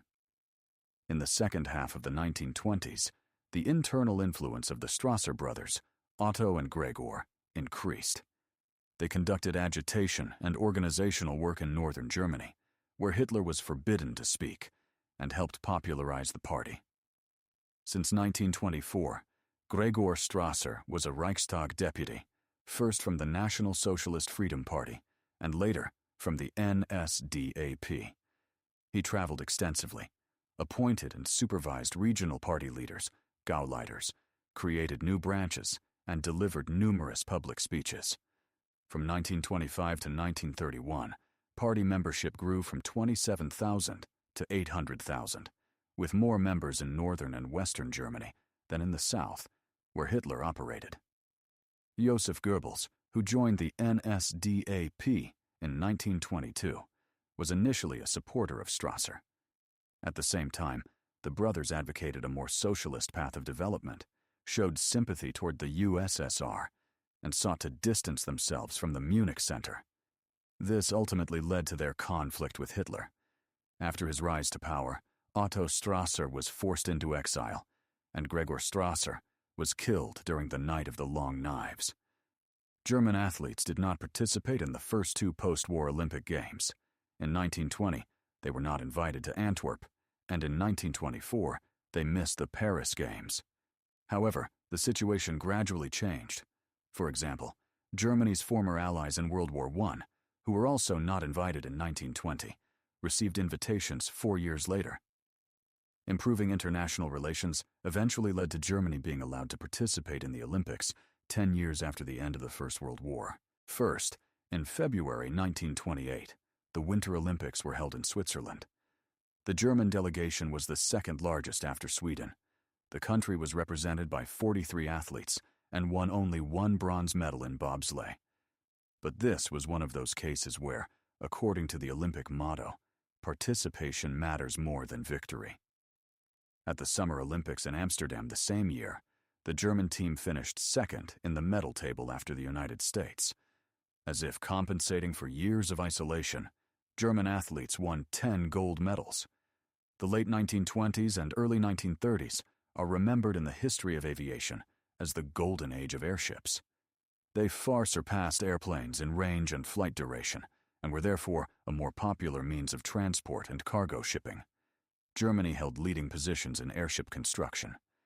In 1909, Count von Zeppelin founded the first airline in the world. The following year, the company opened the first passenger air route in history between Friedrichshafen and Düsseldorf.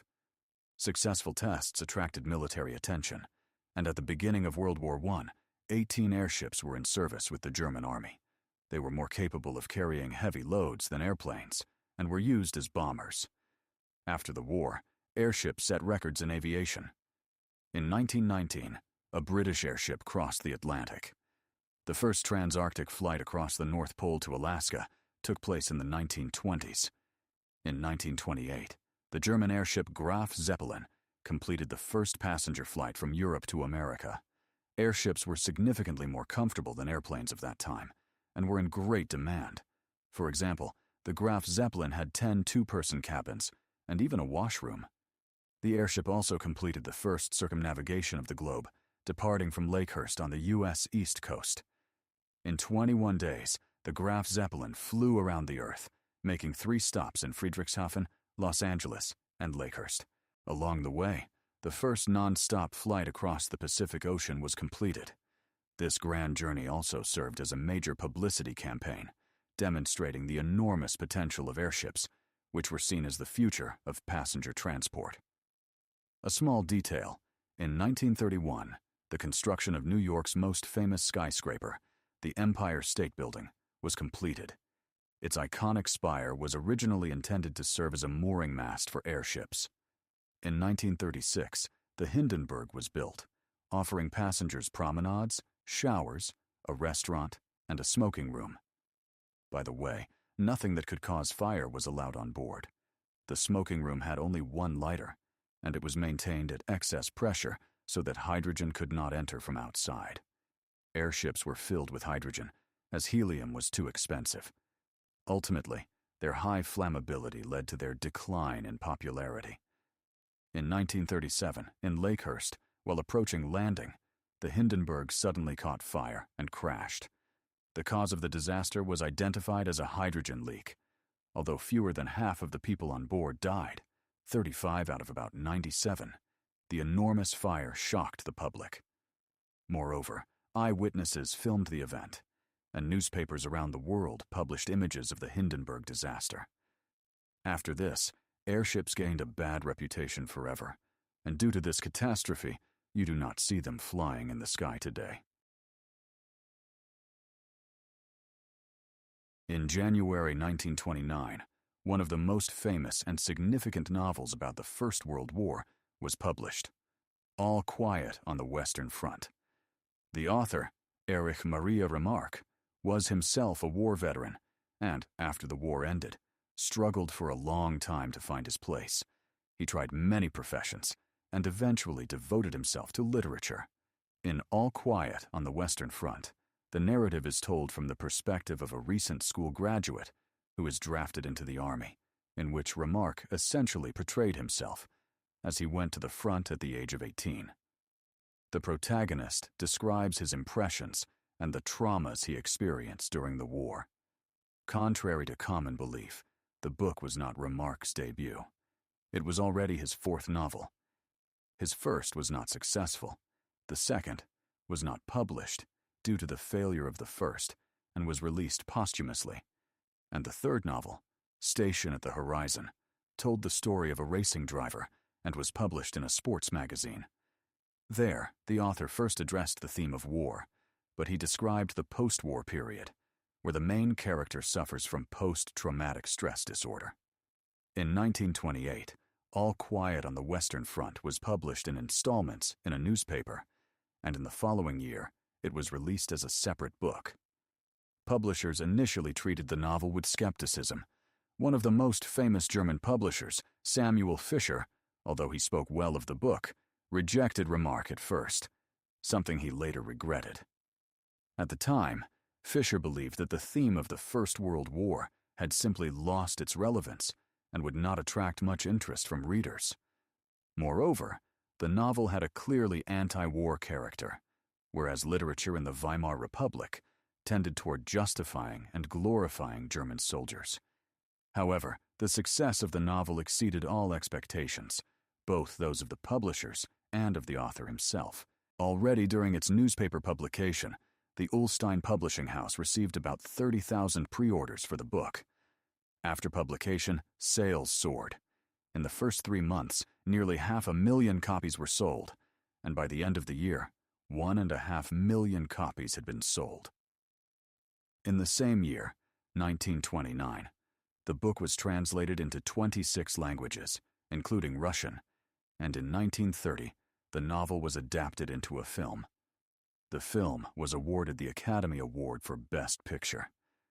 Against the backdrop of growing revanchist ideas in the Weimar Republic, All Quiet on the Western Front sparked heated debate in German society. The NSDAP expectedly opposed both the novel and the film. The Gauleiter of Berlin, Joseph Goebbels, used SA units to organize mass disturbances in cinemas while also appealing to the government, claiming that the film threatened public order. The actions of the NSDAP were supported by various veterans organizations. In the end, their campaign was successful, and screenings of the film in Germany were banned.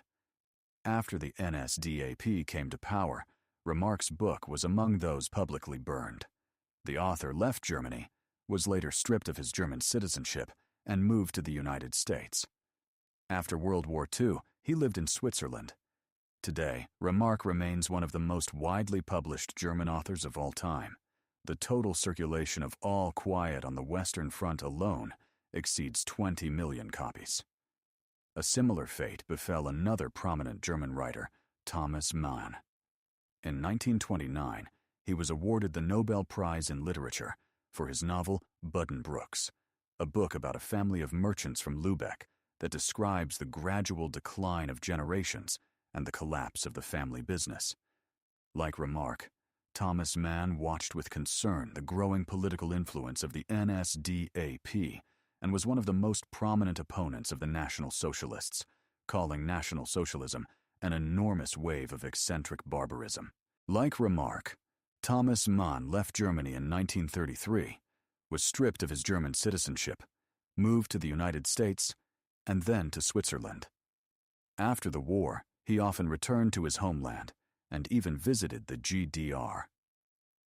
In 1929, the German passenger liner Bremen won the Blue Riband of the Atlantic.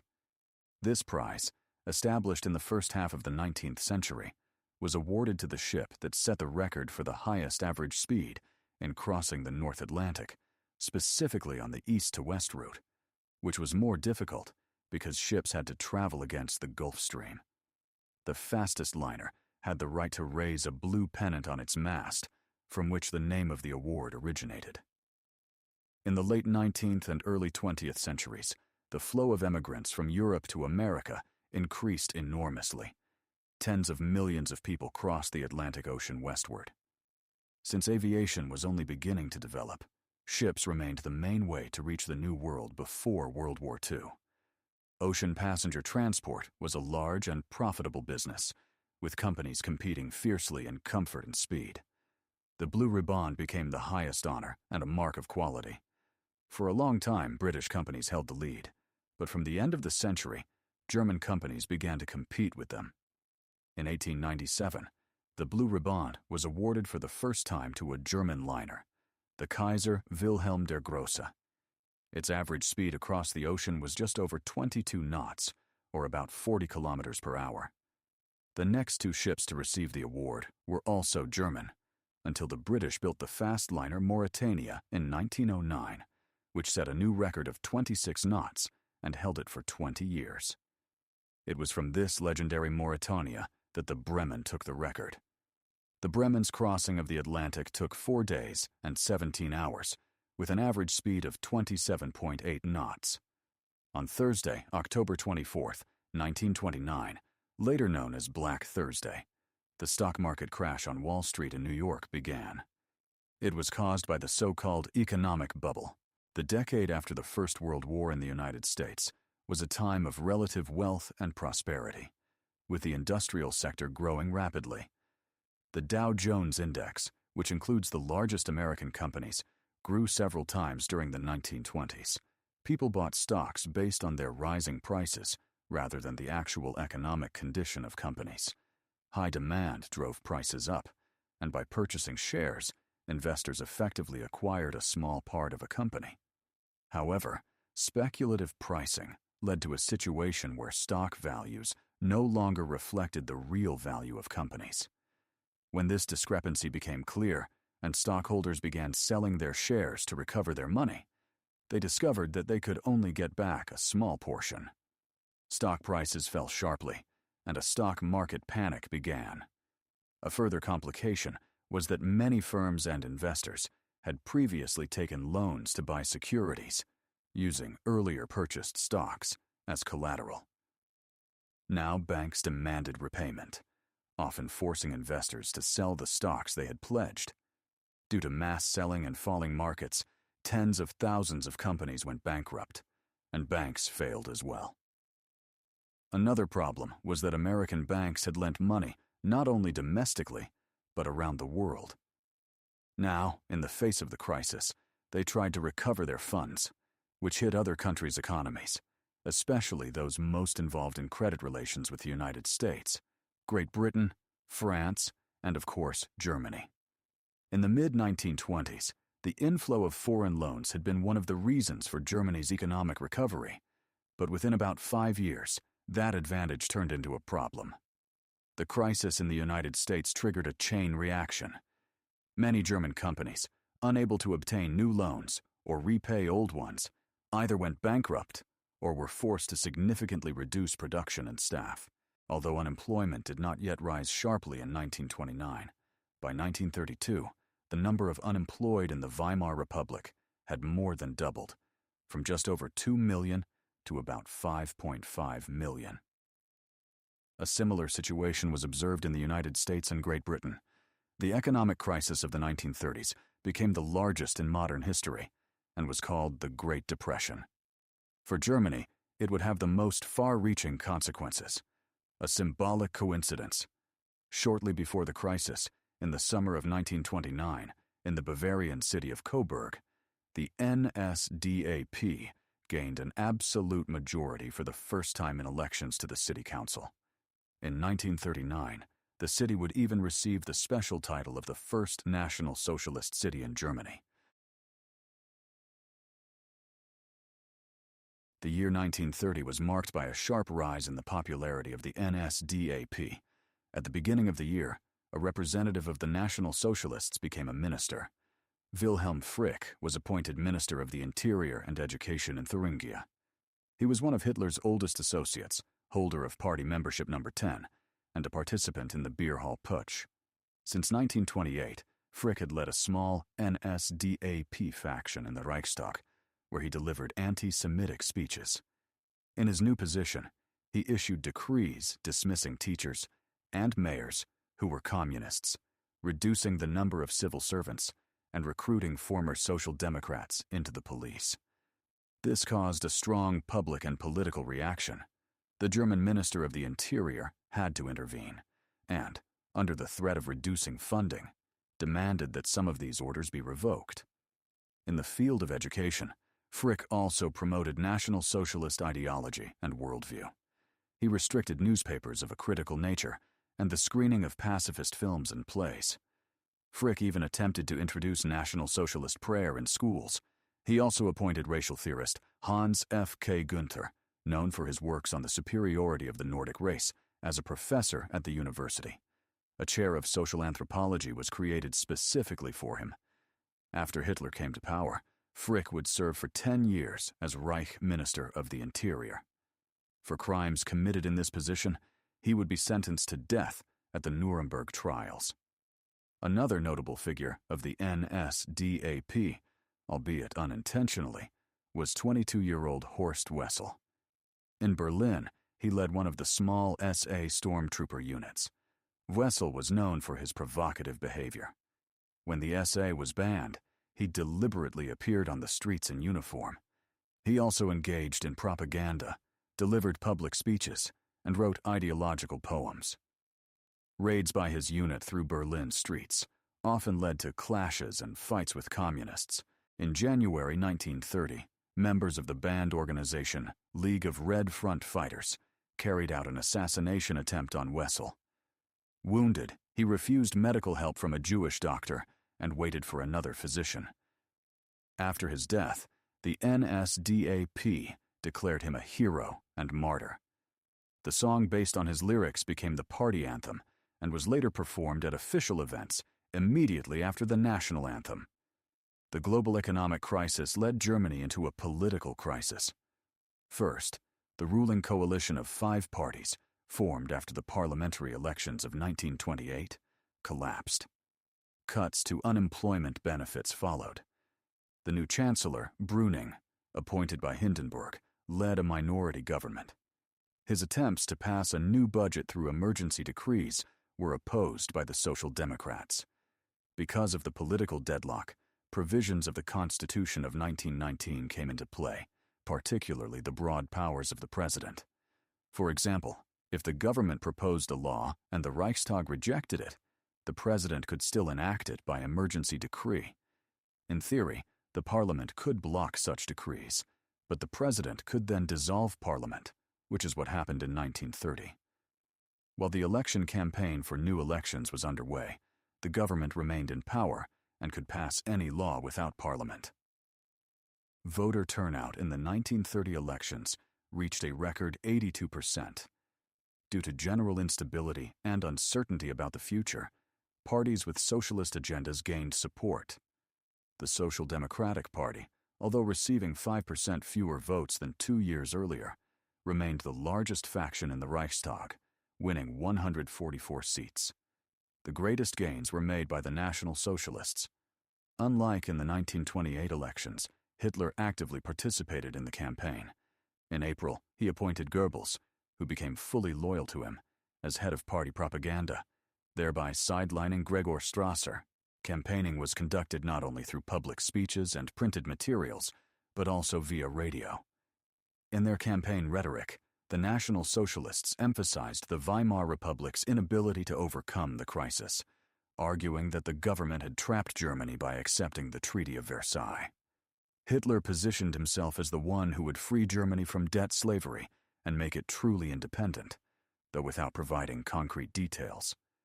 Industrialists and other capital holders were skeptical of the NSDAP, as its program remained vague and consisted mainly of general slogans about national liberation and Germany's revival. However, among poorer segments of the population, those who had lost jobs or relied on irregular work, the National Socialist message resonated strongly. The NSDAP received more than 18% of the vote and 108 seats, becoming the second largest faction in parliament. Over 7 million people voted for them, compared to just over 800,000 in the previous elections. In the same year, boxer Max Schmeling became the first and only German world heavyweight champion in the 20th century. The fight took place in the United States, where his opponent was the American boxer of Lithuanian origin, Jack Sharkey, born Jukauskas. The fight initially favored the American, but at one point, he delivered a low blow and was disqualified. Schmeling was declared world champion while lying on the canvas, for which he was later mockingly called the champion by low blows. However, the prestigious boxing magazine, The Ring, named him Boxer of the Year. The rematch with Sharkey in 1932 again went in Schmeling's favor during the fight, but after it ended, the judges awarded the victory to the American. Schmeling no longer held the world title. However, his greatest sporting victory was still ahead. In 1936, Schmeling sensationally defeated one of the greatest boxers of all time, Joe Louis. Although the American was much younger and already a star, while the German's career was declining, the figure of Schmeling was widely used by the National Socialists to promote the idea of Aryan superiority, although the boxer himself preferred to distance himself from the NSDAP and refused to join the party. The fight had a strong political subtext: a black boxer from democratic America versus a representative of Nazi Germany. Many expected a clear victory for Louis, and bookmakers rated Schmeling's chances as 10-1. Nevertheless, the German boxer knocked down his opponent twice and knocked him out toward the end of the fight. Incidentally, just 2 months later, Louis easily defeated Jack Sharkey by knockout in the third round. A rematch with Schmeling followed 2 years later. This time, the German lost in the first round and soon ended his career. After the start of World War II, the former boxer was drafted into the army and, as part of the airborne troops, took part in the capture of the island of Crete, where Schmeling was wounded and later recovered. Some details of his life revealed him in a new light. During the Jewish pogrom of 1938, known as Kristallnacht, Schmeling hid 2 Jewish teenagers and later forbade them to speak about it. One of them later became a successful American businessman and, in old age, chose to reveal the story. Schmeling lived a long life and died in 2005 at nearly 100 years of age. It is also noteworthy that he maintained good relations with his opponents. He repeatedly helped the family of Joe Louis, who, after ending his boxing career, found himself in financial difficulties. In 1931, the economic crisis that had begun 2 years earlier reached its peak in Germany. The country's financial situation was already unstable, given its dependence on foreign loans. The flow of capital was largely one-sided. From 1924 to 1929, Germany received foreign loans totaling 21 billion marks, while German investments abroad amounted to only about 8 billion marks during the same period. Most of these loans were short-term, with repayment periods as short as a few months. However, until 1929, loans were regularly renewed. If foreign creditors lost confidence in Germany's ability to repay, there would have been a serious shortage of foreign currency. Thus, German banks were in an extremely vulnerable position even before the crisis began. In November 1930, banks in the United States and France, facing the crisis, withdrew large sums of short-term funds. At first, this affected smaller German banks, but in 1931, larger ones were hit as well. In May, Austria's largest bank, the Creditanstalt, founded by the Rothschild family, declared insolvency. This marked the beginning of a banking crisis throughout Central Europe. German citizens began withdrawing their funds en masse, fearing the loss of their savings.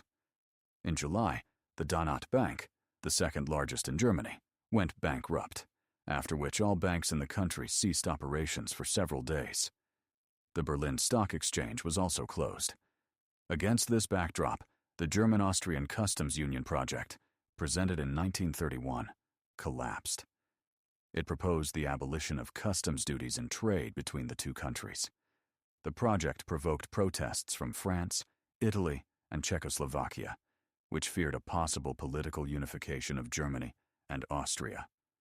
Britain also opposed it, seeking to prevent a conflict. The dispute was brought before the Permanent Court of International Justice, but before a decision was reached, Austria was forced to abandon the idea of the Union, fearing the loss of international credit support. The German government, led by Chancellor Brüning, attempted to cope with the situation through strict austerity. Salaries of civil servants, unemployment benefits, and social payments were significantly reduced. During this period, emergency decrees were issued to secure the economy and finances. Income tax and VAT were increased, and new taxes were introduced, such as a crisis tax and a citizen tax. Construction of public buildings was halted, and repairs were allowed only in cases of immediate danger to citizens' lives. Despite all the difficulties, the policy of austerity achieved some success. For the first time since 1924, Germany had a positive trade balance, with exports exceeding imports. However, rising unemployment placed an additional burden on the budget, and it could not be alleviated even through drastic cuts in public spending. The number of unemployed in 1931 approached 5 million. Soup kitchens, familiar to the population since World War I, as well as cheap shelters, again became widespread. This situation became fertile ground for National Socialist propaganda, and the number of NSDAP supporters grew rapidly. In addition, in 1931, there was an attempt to unite far-right parties and organizations opposed to the existing state system. They formed the so-called Harzburg Front, named after the small town of Bad Harzburg, where its first Congress was held. In addition to the NSDAP, the front included the German National People's Party, the veterans organization Stahlhelm, and the expansionist German National Union, founded as early as the 19th century. About 10,000 people took part in the conference, including 15 generals and admirals from World War I, as well as the son of Kaiser Wilhelm, August, who had joined the SA and actively participated in electoral campaigning for National Socialism. Since Hitler still sought to distance himself from the other participants in order to avoid dependence on them, the Harzburg Front remained the only such attempt. However, it was not without consequences.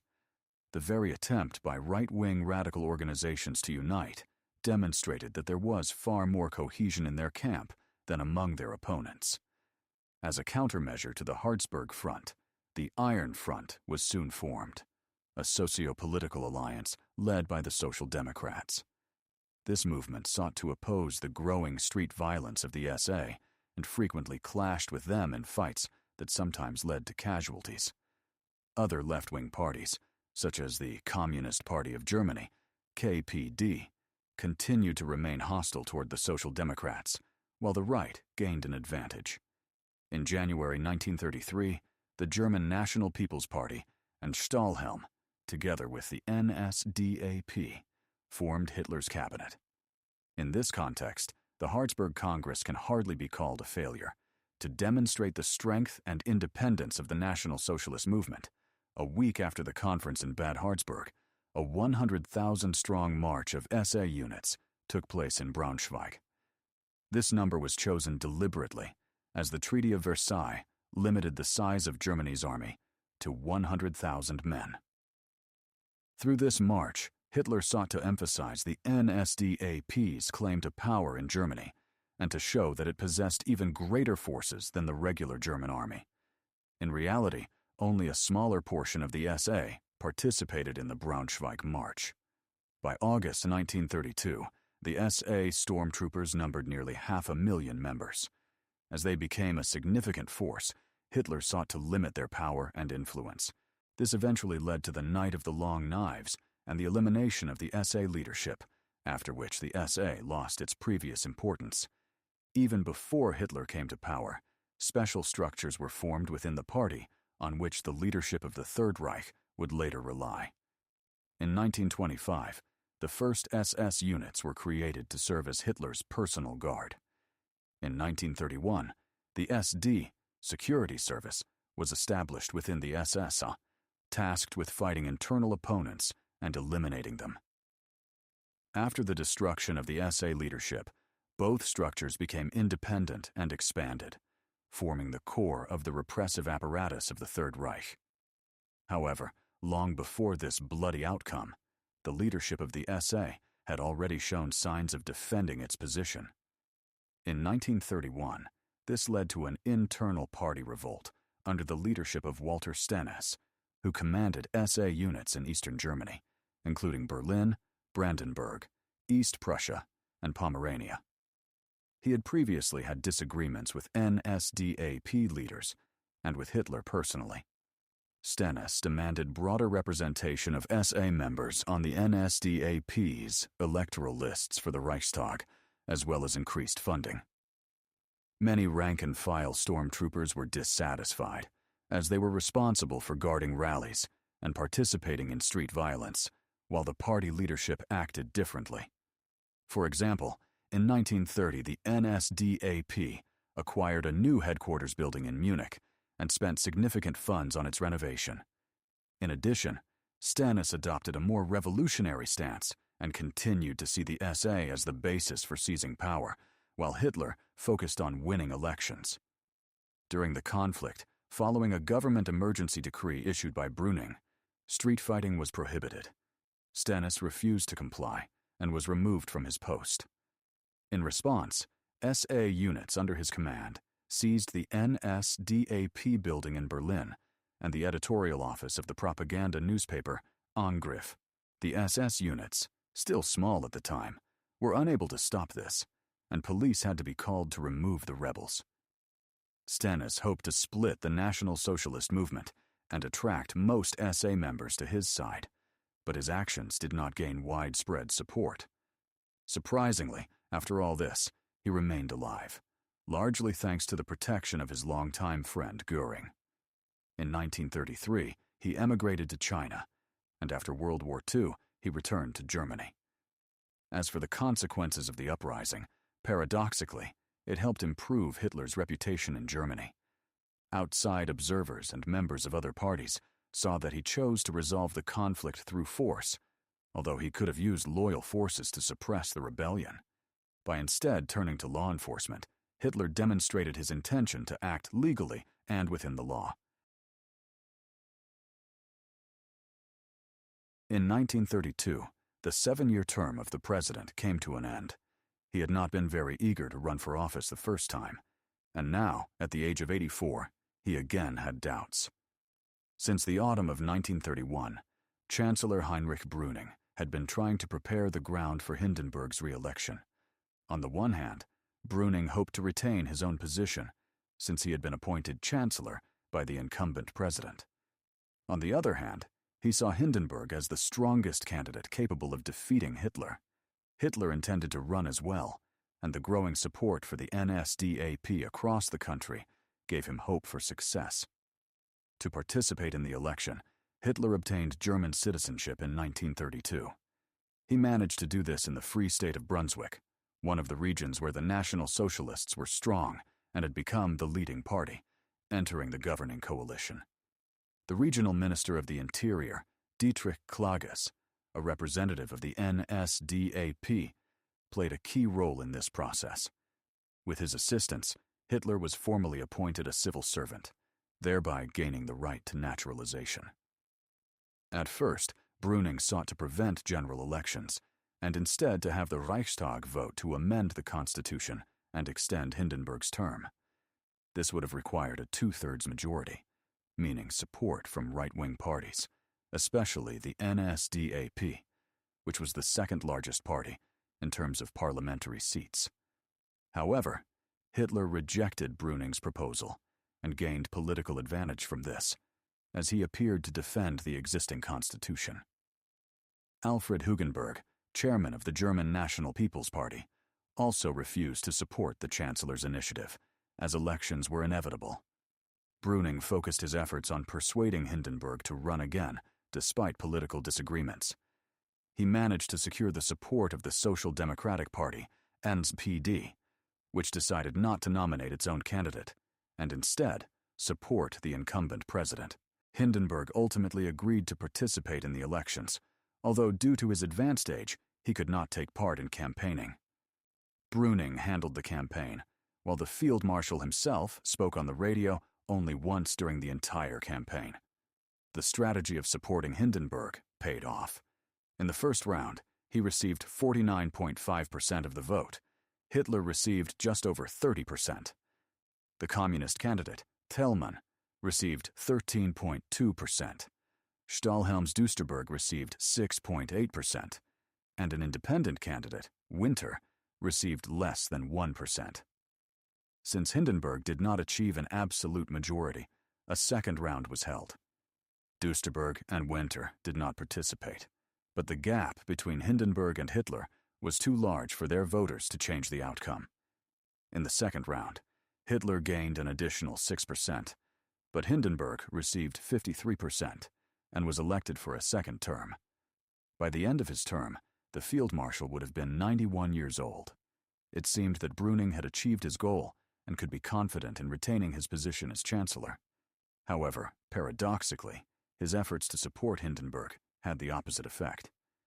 The elderly field marshal was displeased that his re-election had effectively depended on the support of the Social Democrats. The SPD had long been considered an enemy of the empire in monarchist circles, to which Hindenburg belonged, yet he now depended on their support, simply because they viewed him as the lesser evil compared to Hitler. At the same time, old monarchists sided with far-right forces, and even former Crown Prince August Wilhelm joined the NSDAP. As a result, the Chancellor gradually lost the President's support, which he needed to issue further emergency decrees in economic policy. After Hindenburg refused to support his next initiative, Brüning resigned.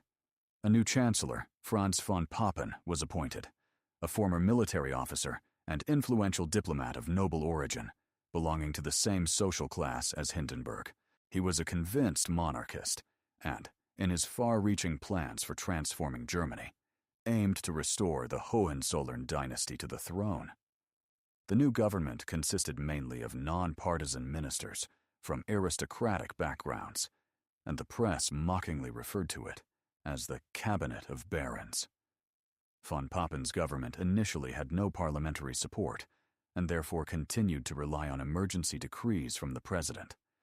The Reichstag was dissolved by Hindenburg just 3 days after the formation of the government to prevent an expected vote of no confidence. At the end of July, early parliamentary elections were held. These became the most successful elections for the NSDAP throughout the entire existence of the Weimar Republic. A notable feature of the campaign was that anti-Semitism was pushed into the background, as it was seen as a factor that might alienate undecided voters. The NSDAP tried to adapt to the situation and present messages tailored to different groups. Despite its radicalism, the party aimed to appeal to broad sections of the population. The name itself, National Socialist German Workers' Party, was intended to suggest wide representation. Hitler and his supporters tried to use this in the 1932 elections. For the unemployed, they emphasized socialism. For workers, they presented themselves as a workers' party. For the wealthy, as a nationalist party. Hitler traveled across the country by airplane, addressing large audiences. Although the NSDAP did not win an absolute majority, it became the strongest party in the Reichstag, receiving 37% of the vote. Nevertheless, the National Socialists expected more and considered the result only partially successful. Therefore, the NSDAP refused to participate in forming a new government. Instead, Hitler proposed forming a government with himself as chancellor, but Hindenburg refused. Once again, a vote of no confidence became likely. The president, anticipating this, prepared a decree dissolving the Reichstag in advance. When the vote was about to be held, von Papen presented the decree. Reichstag President Göring deliberately delayed giving von Papen the floor and allowed the session to proceed to its conclusion. The vote of no confidence was passed, but was formally invalid, as the dissolution decree had already been signed. This clearly demonstrated the tension between the Reichstag and the government. Thus, for the second time in 1 year, the Reichstag was dissolved. New elections were held in November. The NSDAP, contrary to expectations, received 4% fewer votes than in July, but remained the strongest party in parliament. The Communist Party, on the other hand, gained 2.5%. Together, both radical parties opposed von Papen's policies and could block legislation. Aware of this, the Chancellor intended to introduce a state of emergency to suspend the Reichstag's activity. However, he was opposed by Minister of Defense Kurt von Schleicher, who feared that the army would have to confront the large and growing SA formations. The size and experience of these groups in street violence made a state of emergency potentially dangerous, as it could lead to civil war. Although von Papen had the president's favor, he exhausted his possibilities as chancellor. In November, he was removed from office, and Hindenburg appointed von Schleicher as the new chancellor. The election results were seen within the NSDAP as a setback, and it seemed that the rise of the National Socialists had stalled. The party's left wing, led by Gregor Strasser, attempted to form a new government and thereby split the NSDAP, but this effort failed. In December 1932, Strasser resigned from his party post due to conflict with Hitler. Attempts by the Chancellor to gain support from Hugenberg also failed.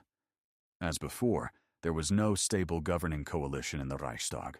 The Communist Party remained in conflict with the NSDAP, which it labeled social fascist, following Comintern policy. Attempts by Social Democrats to form an alliance against the NSDAP were rejected by the Communists. Like his predecessors, von Schleicher faced a Reichstag that was more than half composed of radical parties and was hostile to him. He anticipated a vote of no confidence, although he had previously opposed von Papen's proposal to dissolve parliament and hold new elections. He eventually proposed the same to Hindenburg. The president again refused to declare a state of emergency, and von Schleicher resigned. Meanwhile, von Papen did not abandon his ambition to return to power. Behind Schleicher's back, he negotiated with Hitler. They agreed to form a new government with Hitler as chancellor and von Papen as vice-chancellor. He presented this proposal to Hindenburg. On January 30th, 1933, Hindenburg appointed Hitler as chancellor. This date is traditionally considered the end of the Weimar Republic and the beginning of the Nazi dictatorship. Expectations that von Papen, as vice-chancellor, would control Hitler proved to be an illusion. In 1934, von Schleicher would be killed during the Night of the Long Knives, Brüning would emigrate, and von Papen would become little more than a pawn in the political game. The Weimar Republic collapsed, leaving behind many historical lessons for the world.